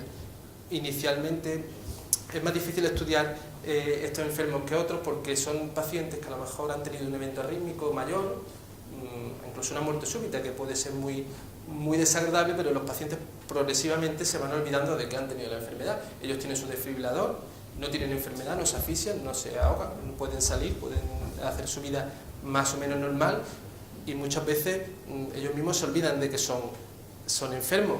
Muchas veces del susto y de todas esas circunstancias del momento nadie le transmite, probablemente por nuestra culpa, que son enfermedades probablemente genéticas, que es necesario estudios familiares. Ellos muchas veces se desligan del seguimiento cardiológico y el único seguimiento que tiene es su aparatito, que en nuestro caso pues, no es un cardiólogo quien sigue y no tienen seguimiento. Ellos se olvidan de todo de su enfermedad, simplemente quieren no tener arritmia y ya está, ¿no? Eso es el problema de que estos pacientes, estas familias no han sido estudiadas hasta ahora.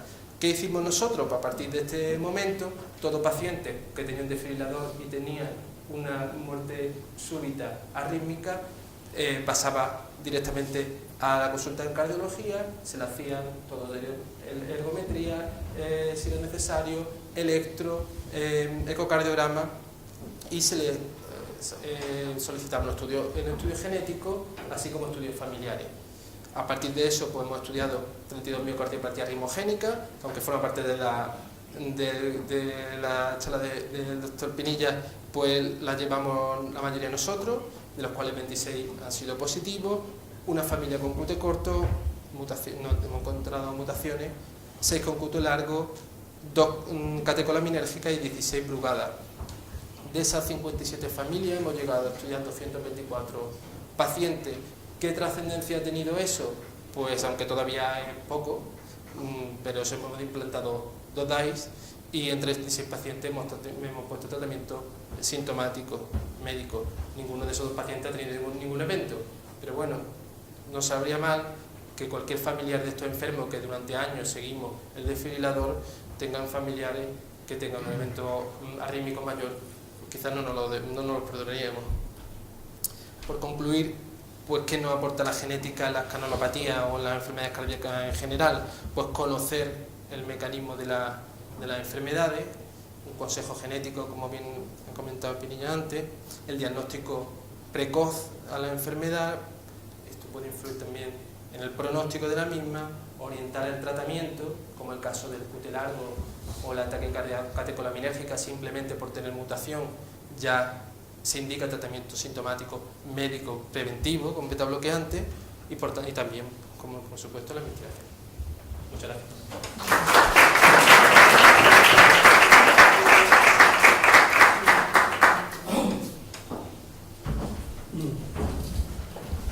Muchas gracias, Amalia. Yo creo que, como vais viendo, todo esto no es simplemente algo académico, sino es algo que tiene aplicaciones prácticas sobre los pacientes, ¿no?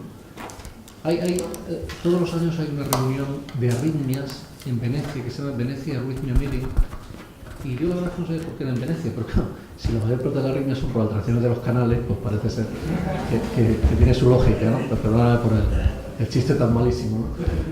Fernando es el director de la unidad, que empezó siendo unidad de Marfan, pero es una unidad de patología aórtica, aparte de que es un experto en ecocardiografía, y esta unidad está ahora mismo en proceso de reconocimiento, lo cual esperamos que no tarde mucho, para convertirse en una unidad de referencia a nivel supraprovincial, porque es una patología no muy frecuente, pero que requiere por la concentración de experiencia, de casos, y bueno, saber hacer las cosas también como nos hace Fernando, que nos habla de esto.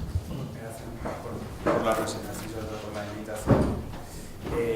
Yo voy a centrar la charla, tampoco sabía, como decía el doctor García Pinilla, cuál era el foro, pero bueno, teniendo en cuenta quién lo organizaba, pues lo he titulado Genética en el aneurisma de aorta torácico familiar, que podría llamarla Marfan, como se inició, o como en España ahora mismo hay 3 unidades, en Madrid, Barcelona y Málaga, que son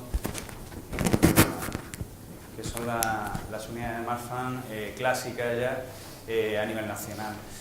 Sin embargo, como veremos, pues incluso podríamos considerar que, como son enfermedades familiares dentro de la cardiología, podríamos incluirlas dentro de las miocardiopatías familiares o las cardiopatías familiares, pero la charla me va a servir por un lado para justificar el por qué deben ser unidades quizá un poco desligadas, no tienen por qué totalmente, pero en cierta medida sí, del resto de las cardiopatías, al vincular sobre todo a otras especialidades, no solamente a la cardiología en sí. Y bueno, pues voy a centrarlo en la rentabilidad del análisis genético en el estudio de los aneurismas de aorta,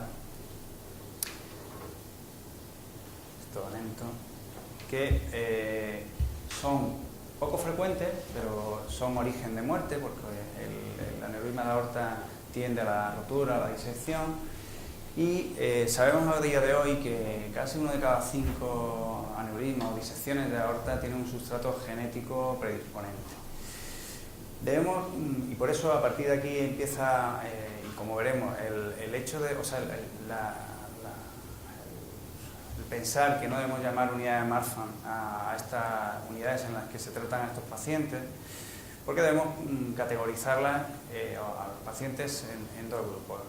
Para aquellos pacientes que son aneurismas aórticos familiares sindrómicos, es decir, que afectan a otros aparatos o sistemas, y aquellos aneurismas que no tienen nada más que como expresión fenotípica la dilatación de la aorta y la tendencia a la rotura de la misma, ¿no?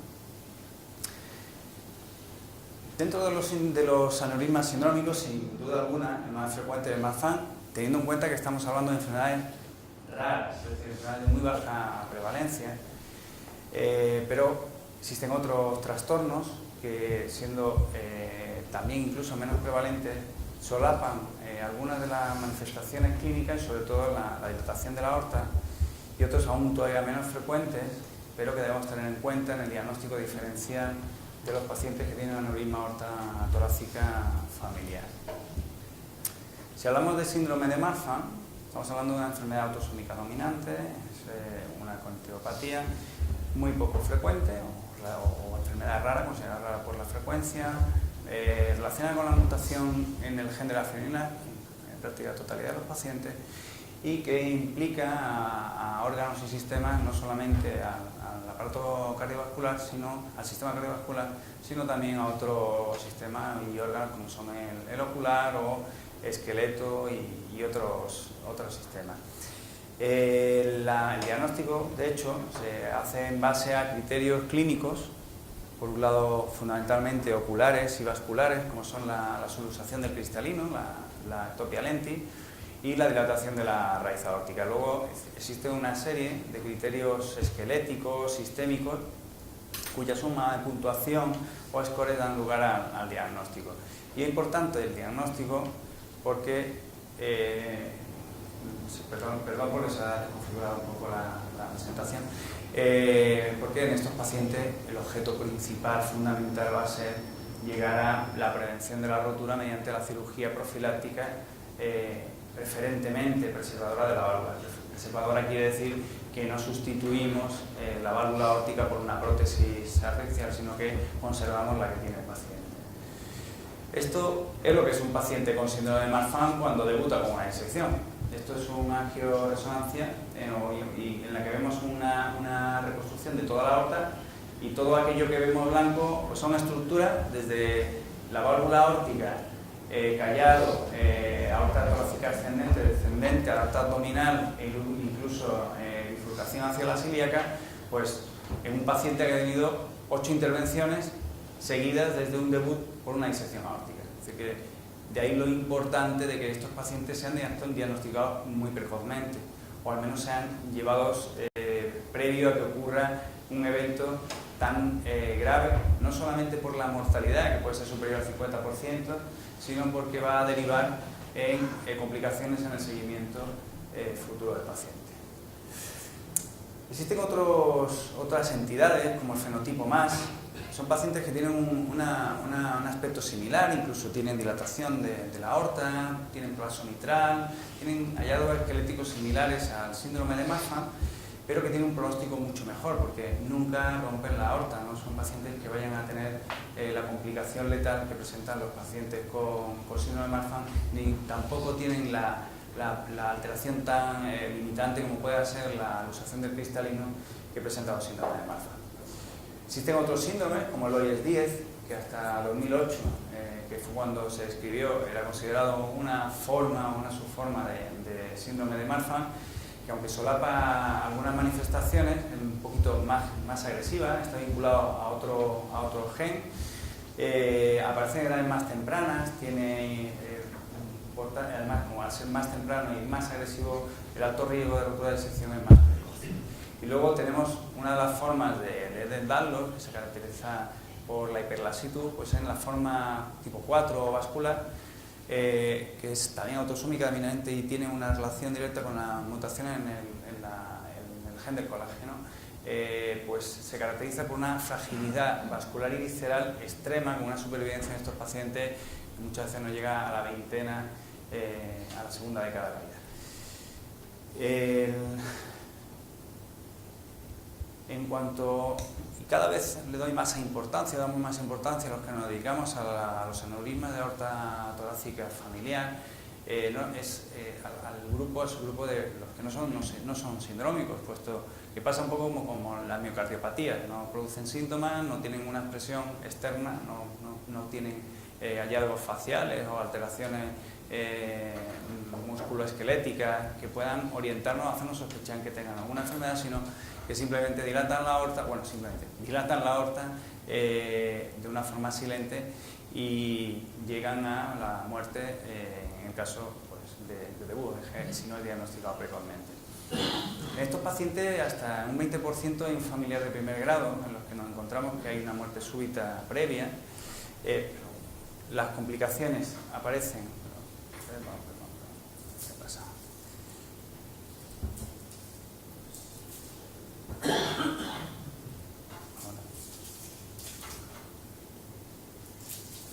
En esto las complicaciones son en edades tempranas, son pacientes que presentan disección o rotura aórtica en edades precoces y, como ya veremos, tienen una gran variabilidad genética. Por hasta ahora hemos visto que las distintas entidades, Marfan, Loeys-Dietz, Danlos, vascular, pues generalmente está vinculado a un gen concreto y además con bastante rentabilidad en el estudio en esos grupos o en esas entidades.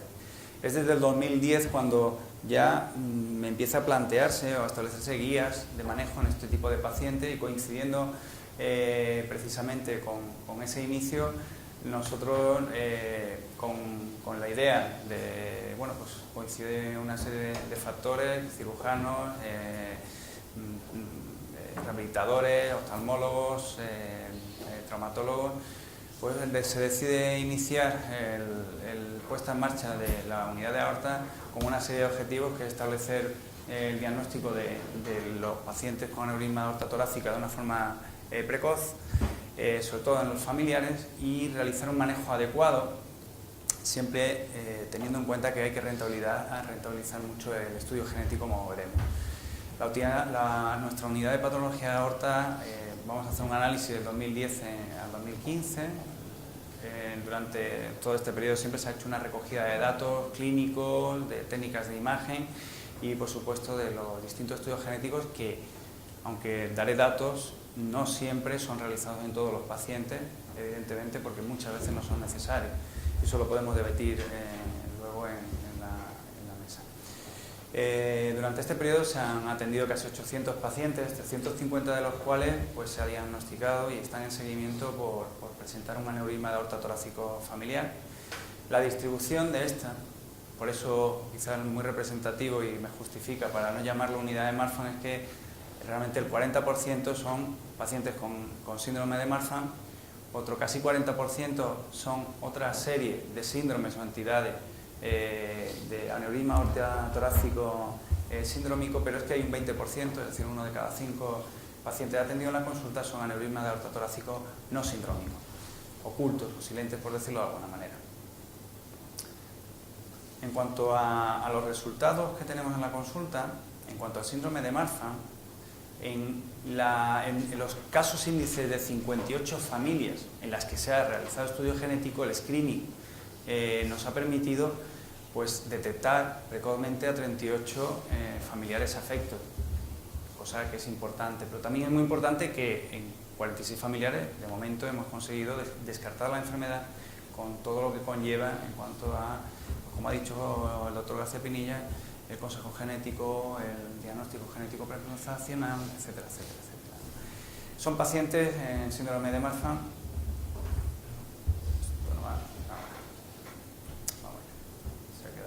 Son pacientes, es que no sale, estaba un poco animado y no. Son pacientes que tienen, simplemente por la diapositiva, es por decir que tienen unos antecedentes importantes de muerte súbita, de aneurisma, disección en la familia. Tienen una edad media baja, en torno a 28 años, 30 años, en general los pacientes que se ven en la consulta. Son pacientes que se caracterizan por tener en la mayor parte de ellos un 80% una dilatación de la aorta. En otros casos el diagnóstico se establece por otros criterios. Y lo que sería importante es que en los pacientes en los que se ha realizado estudio genético, que ha sido en el 92% de los pacientes, pues prácticamente en la totalidad hemos encontrado mutaciones en el gen implicado o relacionado con el que es de la filina. Esto Valentino.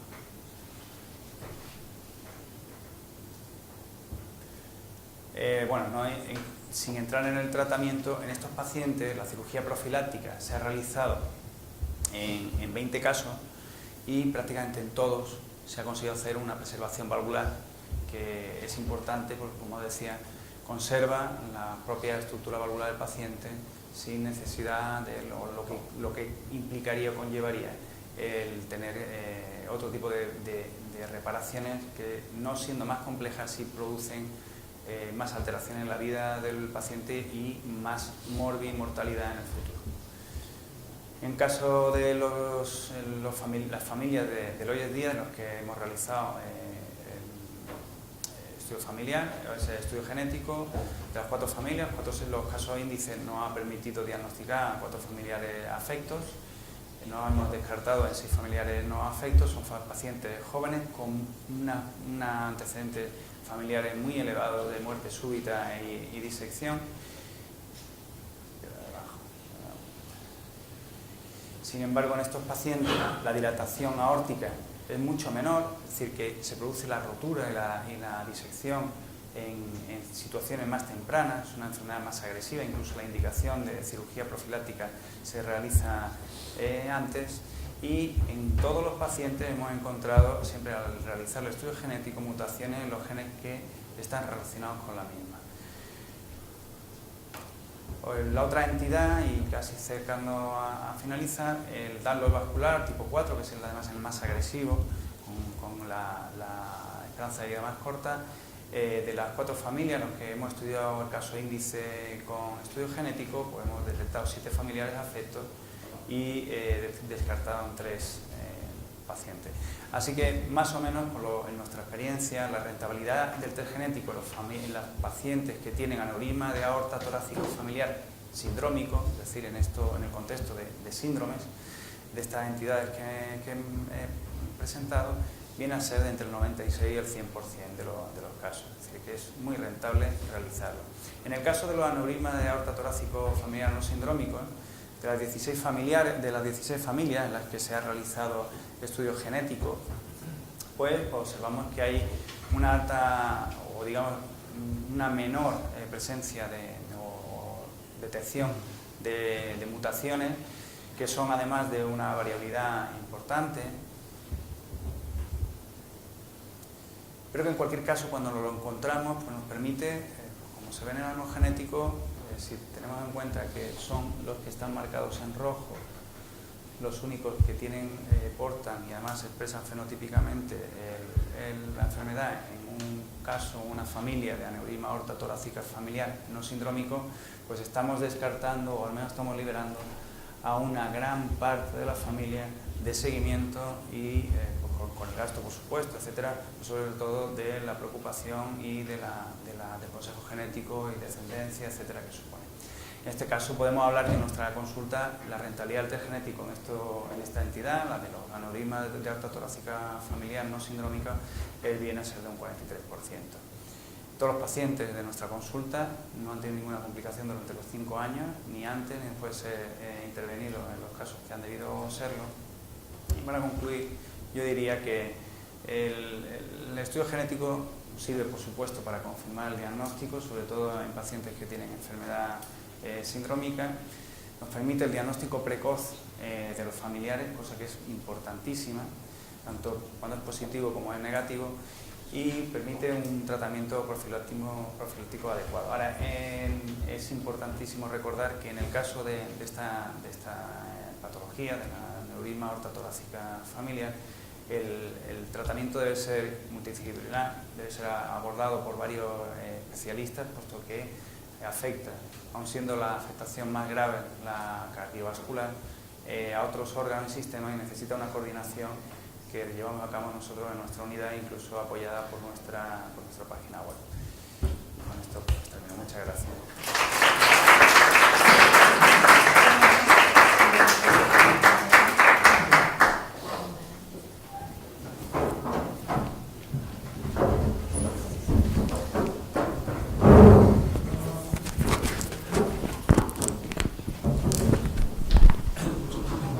Muchas gracias, Fernando. Yo creo que todos habéis hecho un esfuerzo de síntesis y ha quedado bastante claro lo que comentábamos antes, que no estamos hablando de algo puramente académico, teórico, sino de algo que se aplica en el día a día de las consultas.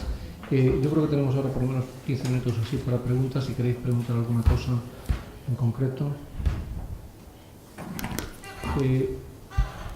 Si no queréis preguntar nada o si os lo pensáis y tal, yo voy a preguntar alguna cosilla, ¿no?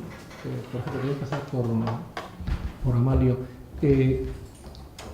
Tú has hablado antes del manejo del tratamiento basándose un poco en la genética. ¿Hasta qué punto el manejo farmacológico de algunas cosas, por ejemplo del QT largo, se puede orientar por el tipo de mutación o el tipo de canal que crees que está afectado? ¿Se escucha?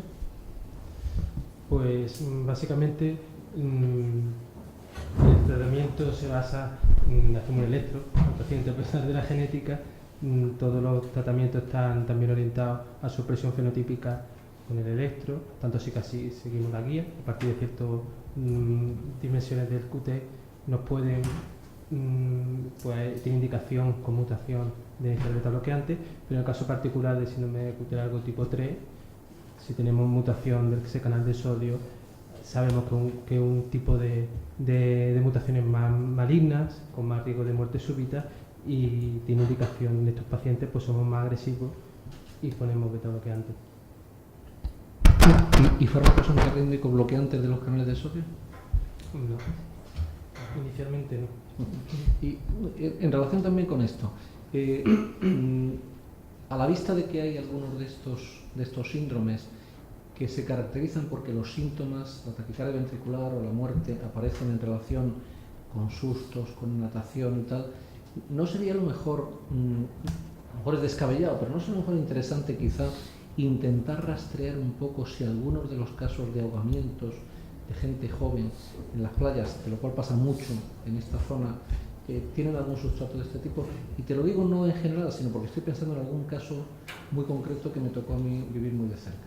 Por supuesto, y tanto sí que ya lo hemos hablado varias veces, de que es muy importante que pues, los sistemas de anatomía patológica, de forense, colaboren con nosotros, porque sabemos que las canalopatías son una de las principales enfermedades de sustratos de autopsia blanca, pacientes que mueren ya sea ahogados en otras circunstancias sin cardiopatía y sin nada que lo explique, pues se quedan en el olvido y muchas veces le dicen al paciente ha tenido un infarto mientras estaba nadando y ya está, ¿no? Por lo que colaboración con ellos, y ya sea genéticamente o estudiando a las familias de los familiares de sus pacientes, haciéndoles simplemente un estudio tanto cardiográfico como electrocardiográfico, nos pueden dar muchos datos. Sin duda es el futuro. Cuando queráis hacer alguna pregunta, levantad la mano y preguntad, ¿eh?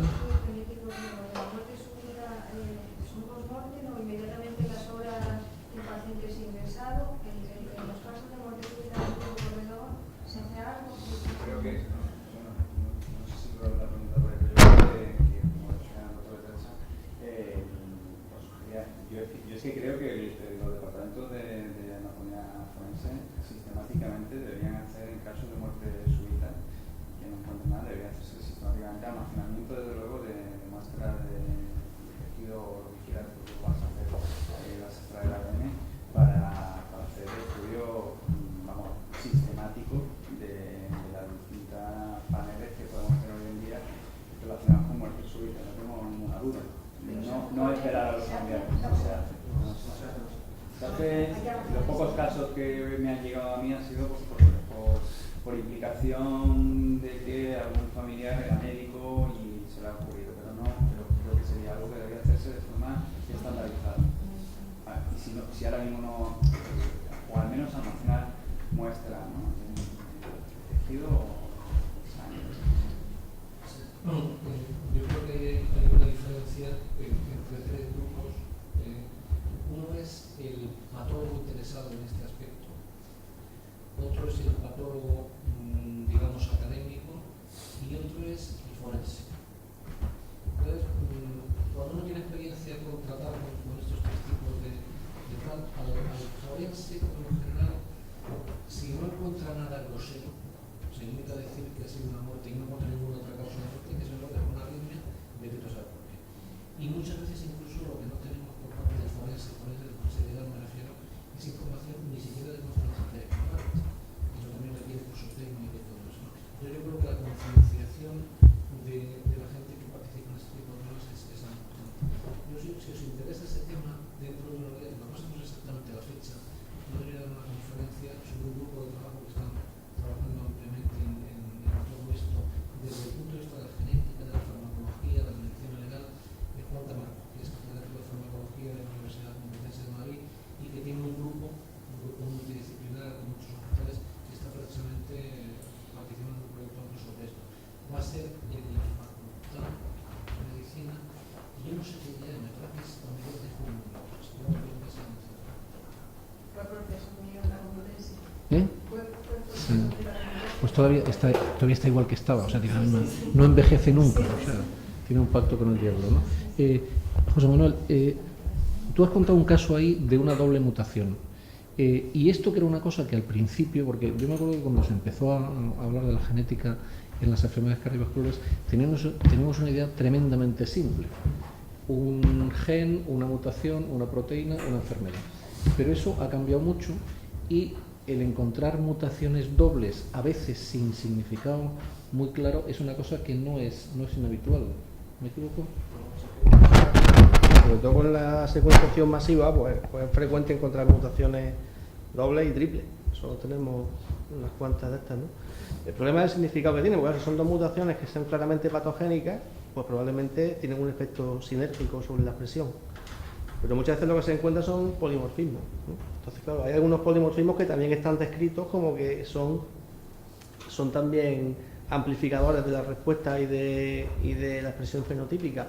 Pero si encuentras variables de significado incierto, pues tienes un problema, porque realmente no sabes realmente si eso tiene que ver o no tiene que ver, y para eso sí es verdad que hace falta un estudio in vivo con transferencia genética, ¿no? y modelos animales, o hace falta seguir a la familia durante mucho tiempo y estudiar si la presencia de los polimorfismos pues se asocia o a una expresión completa o incompleta, una expresión más tardía, más precoz, ¿no?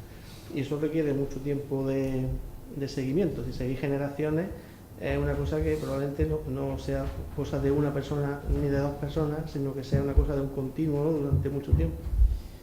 Sí, hace poco tiempo tuve la oportunidad de estar en un tribunal de una tesis muy interesante del grupo de Pablo García Pavía en la Autónoma de Madrid sobre una serie bastante amplia de, ellos lo habían hecho con más hospitales, de miocardiopatía restrictiva, y habían hecho un estudio genético y tal. Entonces, gran parte de la información que habían obtenido, la habían obtenido de una familia de las que había antes, que eran pues como 15 hijos o una cosa así, que era evidentemente una familia de inmigrantes. Entonces, yo le pregunté a la doctoranda, y es una pregunta que te hago, si realmente a lo mejor parte de la información que vamos a tener que recabar en el futuro sobre el significado de ciertas mutaciones, no vamos a tener que ir a buscarla a países donde todavía la natalidad permite que se concentren familias muy amplias donde podamos hacer estudios de cosegregación, ¿no? Y donde hay mucha...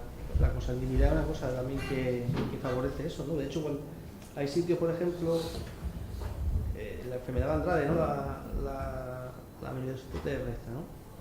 Esa se concentra en zonas muy específicas, ¿no? Se concentra en zonas muy específicas porque hay mucha consanguinidad.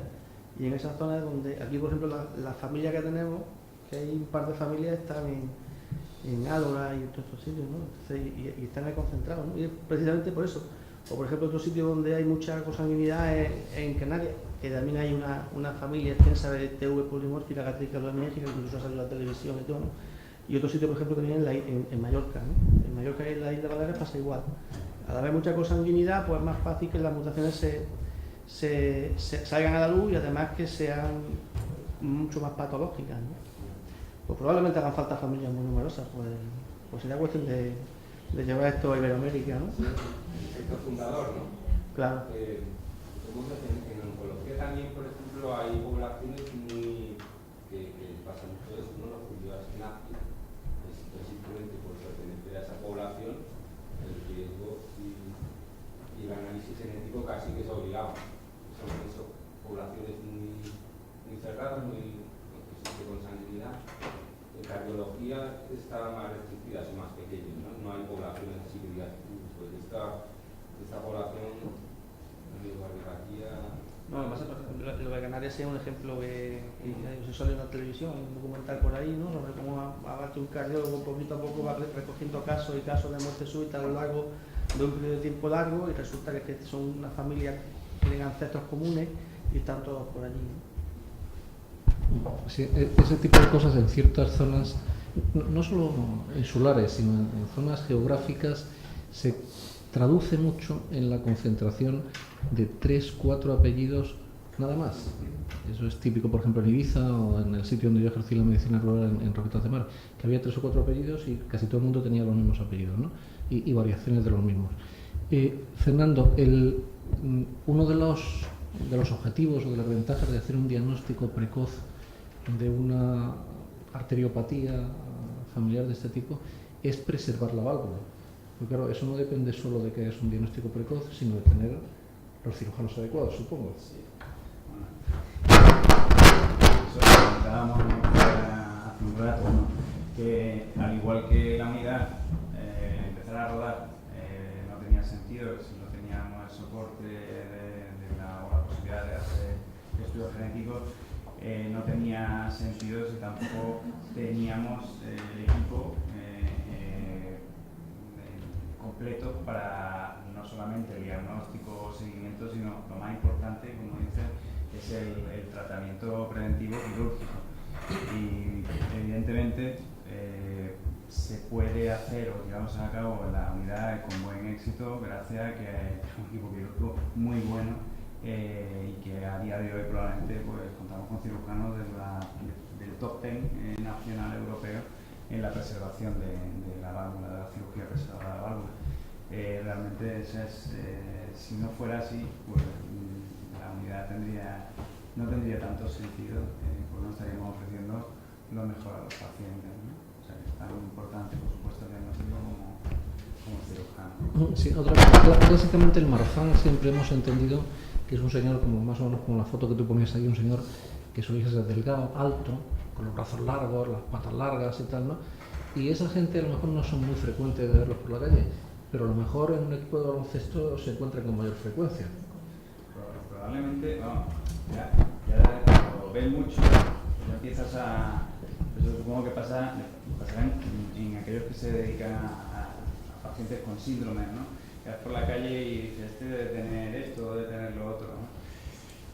Probablemente sea una población más frecuente en la que se diagnostique. No hay que olvidar que en una proporción importante suelen tener afectación ocular importante, porque la luxación de cristalino no pasa desapercibido, se desarrolla durante la infancia y bueno, pues no es algo que pueda dar lugar a ser deportista de competición, pero que sí, que debe haber, es una población en la que sería importante hacer screening y de hecho como en ello, ¿no? Sí, hay formas a lo mejor unas más localizadas. Yo recuerdo el caso de un jugador de la cantera inagotable del Estudiantes, Castilblanque, que era muy prometedor y se fue a Estados Unidos y lo devolvieron de allí porque venía con defecto de fábrica y concretamente tenía un problema en la aorta torácica y se tuvo que operar y dejar el baloncesto. Y hubo otro caso también, el hijo de Rullán, que jugaba baloncesto también, que tuvo una muerte súbita jugando en un partido y no es infrecuente. Y lo que hace referencia Fernando es que estamos en conversaciones para llegar a un acuerdo, la unidad, con el Unicaja, precisamente pues para poder detectar.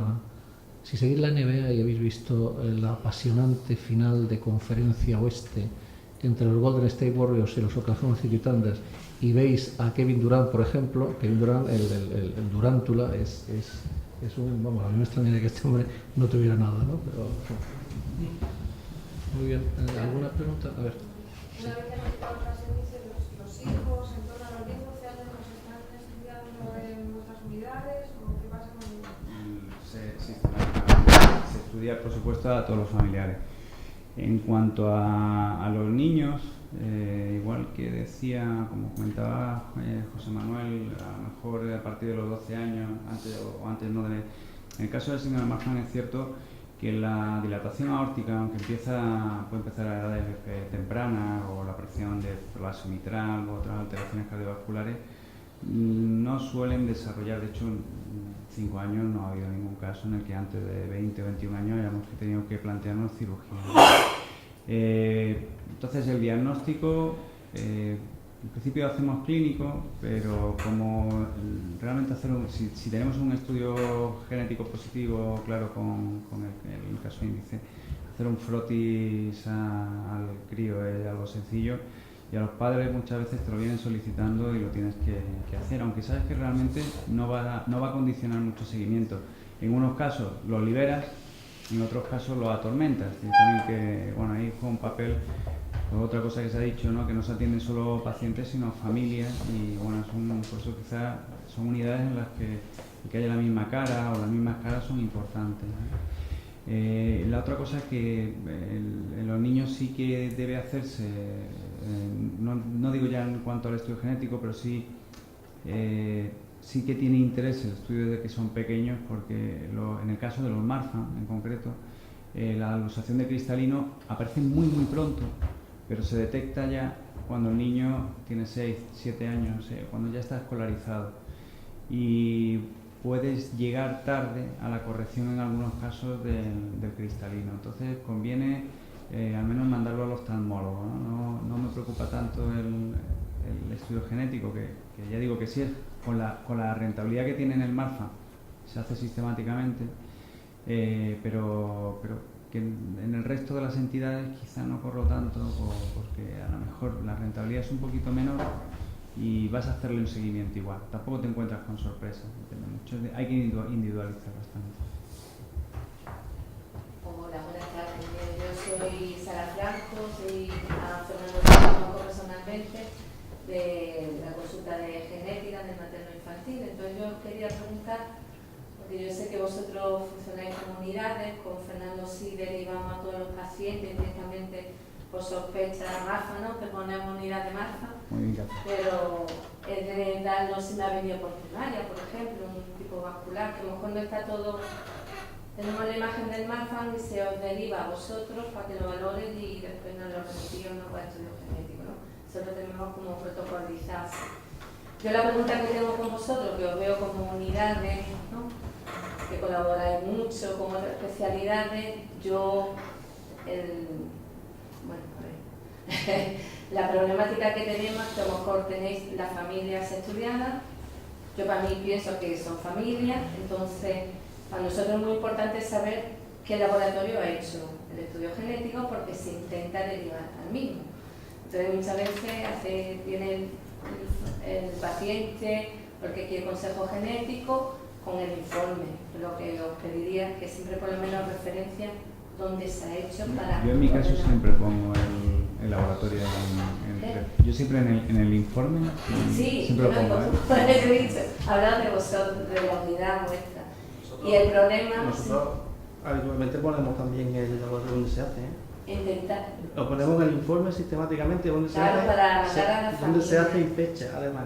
Pero pensad de que viene muchas veces gente más antigua, porque viene, que es otra cosa que yo veo de dificultad, que a lo mejor están toda la familia estudiada, perfectamente, vamos, pero yo no. Y después mandan al niño.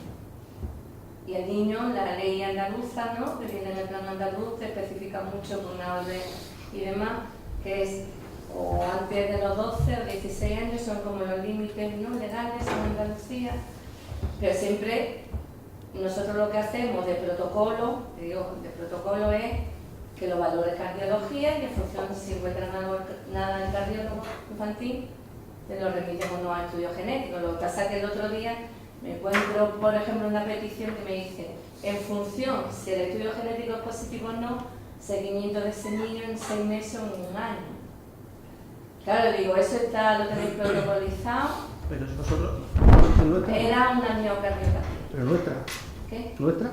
No, yo, que me ha venido, yo ya no vale. en el clínico de Antequera. Nosotros habitualmente cuando se identifica con los niños, se eso, identifica se una manda mutación, toda cardiología. nuestro hospital no es pediátrico.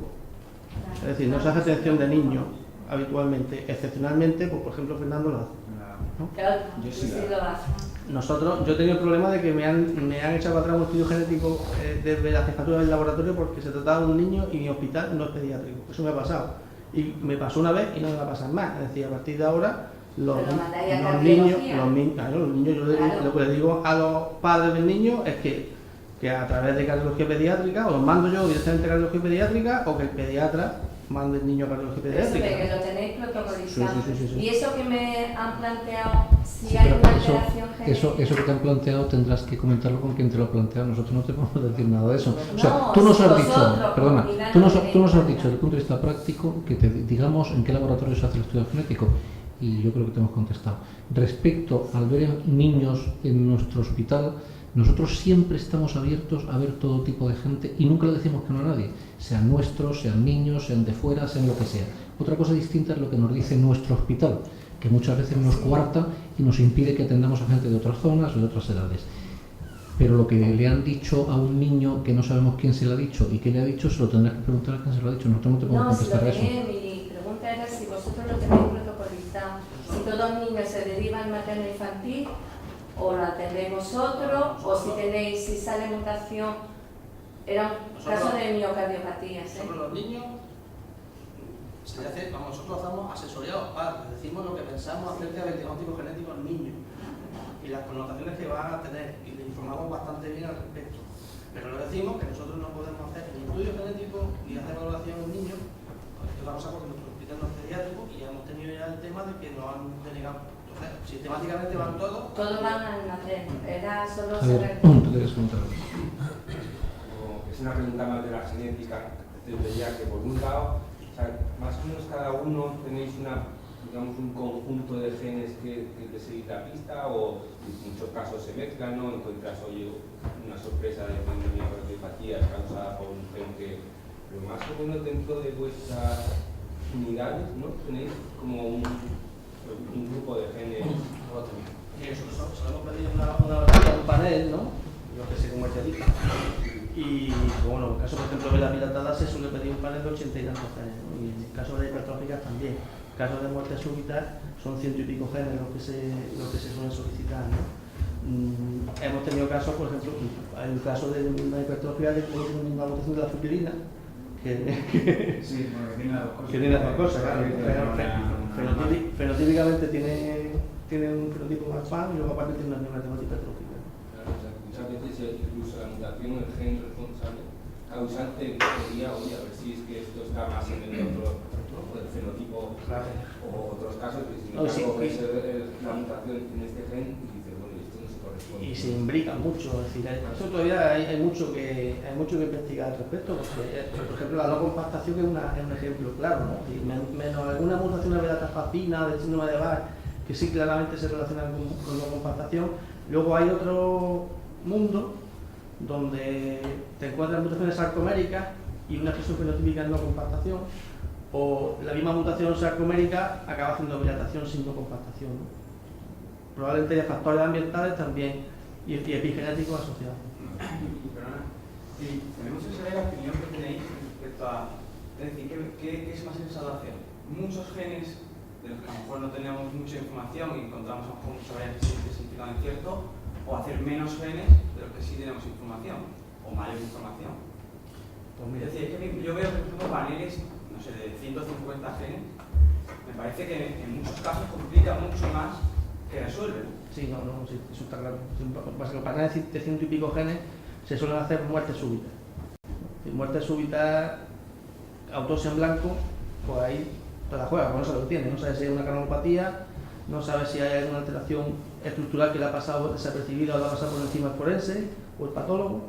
Entonces, obviamente, cuantos más genes, más probabilidad hay de encontrar variantes de significado incierto que después puedes tener a lo mejor un problema a la hora de interpretarlo, ¿no? Y las penetrancias también. Claro, todo eso influye. Por eso yo creo que, aparte de que tengas el informe delante, pues tienes que tener también un poquito de sentido común y analizar lo que tienes delante. Es decir, si tienes una mutación crazy y tienes dos miembros de la familia que la tienen y tienen expresión de una miocardiopatía hipertrófica, pues aunque no esté descrita, como que sí, ¿no?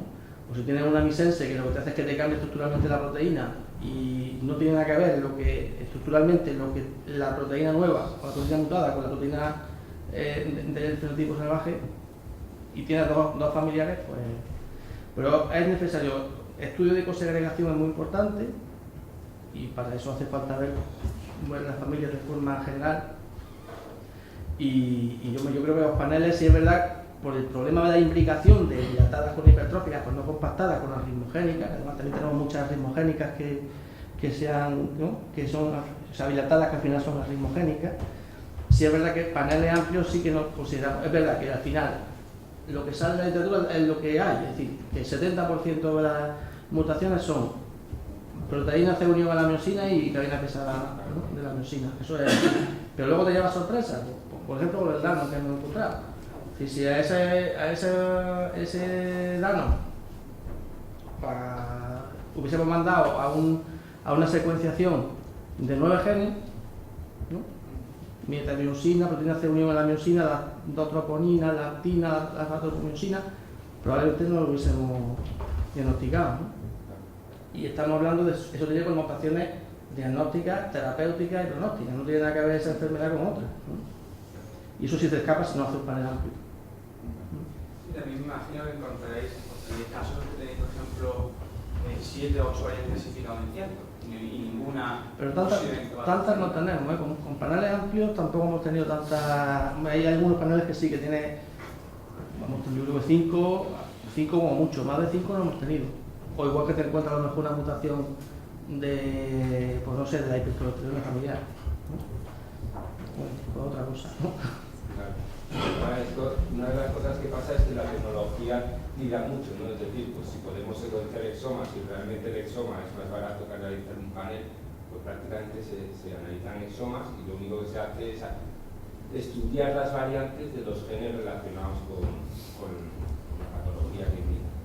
Ahí de hecho ahora, fíjate que está evolucionando tan rápido, como comentábamos antes, ya los comités, hay un comité, vamos, del Colegio Americano de Genética y Genómica, hace una serie de recomendaciones que cuando tiras con a esos paneles, a esos exomas, te dice, bueno, pues ahí hay una parte que se llaman como hallazgos no esperados. Entonces, al analizar el exoma y te encuentras genes, mutaciones en genes como por ejemplo oncología, el PRCA1 y 2, genes reparadores también de cáncer de colon, 20 genes, y esa sociedad indica que, oye, siempre que encuentres mutaciones en estos genes, te haya venido como te haya venido la información, debes reportarlo, ¿sabes? O sea que eso todavía va a cambiar un poco más con el trabajo. No sé qué pensáis de eso, es decir, estás analizando una patología y te encuentras por el camino que esa persona tiene riesgo de otra. Yo es que creo que en este campo se imbrica mucho el trabajo clínico y el diagnóstico con la investigación, porque es que estamos diagnosticando y al mismo tiempo estamos aprendiendo. En el caso concreto de la miocardiopatía hipertrófica, cuando se empezó a hacer estudio genético, pues aumentó el porcentaje de individuos en los cuales se detectaban mutaciones de forma relativamente rápida, pero llegó un momento que se estancó y en los últimos años no han aparecido, no se ha conseguido sobrepasar ampliamente ese 60% en el cual encuentran mutaciones. Entonces hay quien piensa, concretamente Bill McKenna, bueno, hablando sinceramente, hay quien piensa que una de dos, o es que esos en los que no se encuentra una mutación son otra cosa y no son miocardiopatía hipertrófica como tal, o resulta que a lo mejor es que estamos buscando en genes distintos de los genes que producen ese tipo de tal. Entonces, claro, si tú te centras nada más en un número limitado, pues efectivamente se te van a pasar algunas cosas, pero a lo mejor no estás ampliando el conocimiento. Si por otra parte haces muchos paneles, pues resulta que te encuentras muchas veces con tanta información que lo que hace es confundirte más que otra cosa, pero posiblemente entre una cosa y otra pues está el equilibrio, ¿no? En relación a eso, creo que es imprescindible alguna selección de enfermos que va a hacer el genético. En caso particular, nosotros todos los pacientes lo hacemos, todos los pacientes hacemos estudio genético por las circunstancias de la unidad, como caso índice, todos son portadores de desfibrilador, es decir, la mayoría o ha tenido una muerte súbita o ha tenido ataque de más tolerada, lo que son pacientes muy seleccionados. De nuestro porcentaje de mutaciones positivas patogénica o muy desestructurada, que eso es muy probable que sea la causa de muy alto. A lo mejor si yo me centrase principalmente hablamos de la primogénica y de la patología, si a lo mejor de hablar de esos pacientes o empezásemos a hacer pacientes con dilatación del ventrículo derecho que hacen extrasístoles ventriculares y que no tienen criterio diagnóstico de clase definitiva, pues a lo mejor no. El porcentaje de mutaciones patogénicas sería más menor, con seguridad, porque cuando nos hemos desviado un poco de esa línea, así encontramos más mutaciones inciertas que probablemente no tienen. Por algo que tú comentabas de los paneles, que a lo mejor perdías un poco perspectiva por tener mucho más información. En el caso de la aorta, para el síndrome de Marfan, como la rentabilidad del estudio de fibrina es tan alto, a mí no ha habido un cambio sustancial del uso del SANGE a la secuenciación masiva. Pero en cambio, en el aneurisma no sindrómico ha habido pues, de una rentabilidad diagnóstica de un 10% a un 40 y tantos. Y irá aumentando porque el panel empezó con 20 genes y va por 35. Y nosotros tenemos incluso ya genes pues, que hemos hecho a partir de estudios o becas por el CENAC, en el que se ha hecho estudio de exomas completo en familiares y tenemos mutaciones añadidas a esos paneles, o sea, que se hacen sistemáticamente. Es decir, que eso irá aumentando la rentabilidad de los paneles en determinados grupos. A lo mejor en Marfan pues no cambia mucho un tipo u otro de secuenciación. Una opción buena es hacer exomas, analizar los genes, no sé, el panel por ejemplo de 20 o 30, guardar la información y cuando conozcamos la información de los genes, pues ya tenemos la información simplemente de o analizar los 20 primeros. Oye, que no encuentro nada, vamos a profundizar a 40, pero claro, eso es lo que ocurría cuando no tenías la secuenciación masiva. El paciente que era una Marfan le pedía profilina, TGF, R1 y 2, ACTA y poco más. Con lo cual se escapan muchísimo, que estamos viendo que muchas relacionadas con el colágeno o muchas otras mutaciones que han hecho que eso, la rentabilidad, que el diagnóstico sea mucho mayor, o sea, multiplicado por 4. Es importante, sí. Guardar sangre, guardar muestras, pues sería lo ideal, banco de sangre para este tipo de pacientes, porque vamos cada vez conociendo más de esto. Sí. Muy bien, yo creo que hemos pasado 15 minutos y media hora comentando. El tema es muy interesante, pero yo creo que tenemos que dejarlo aquí, así que muchas gracias a todos vosotros y a vosotros por vuestra atención. Gracias.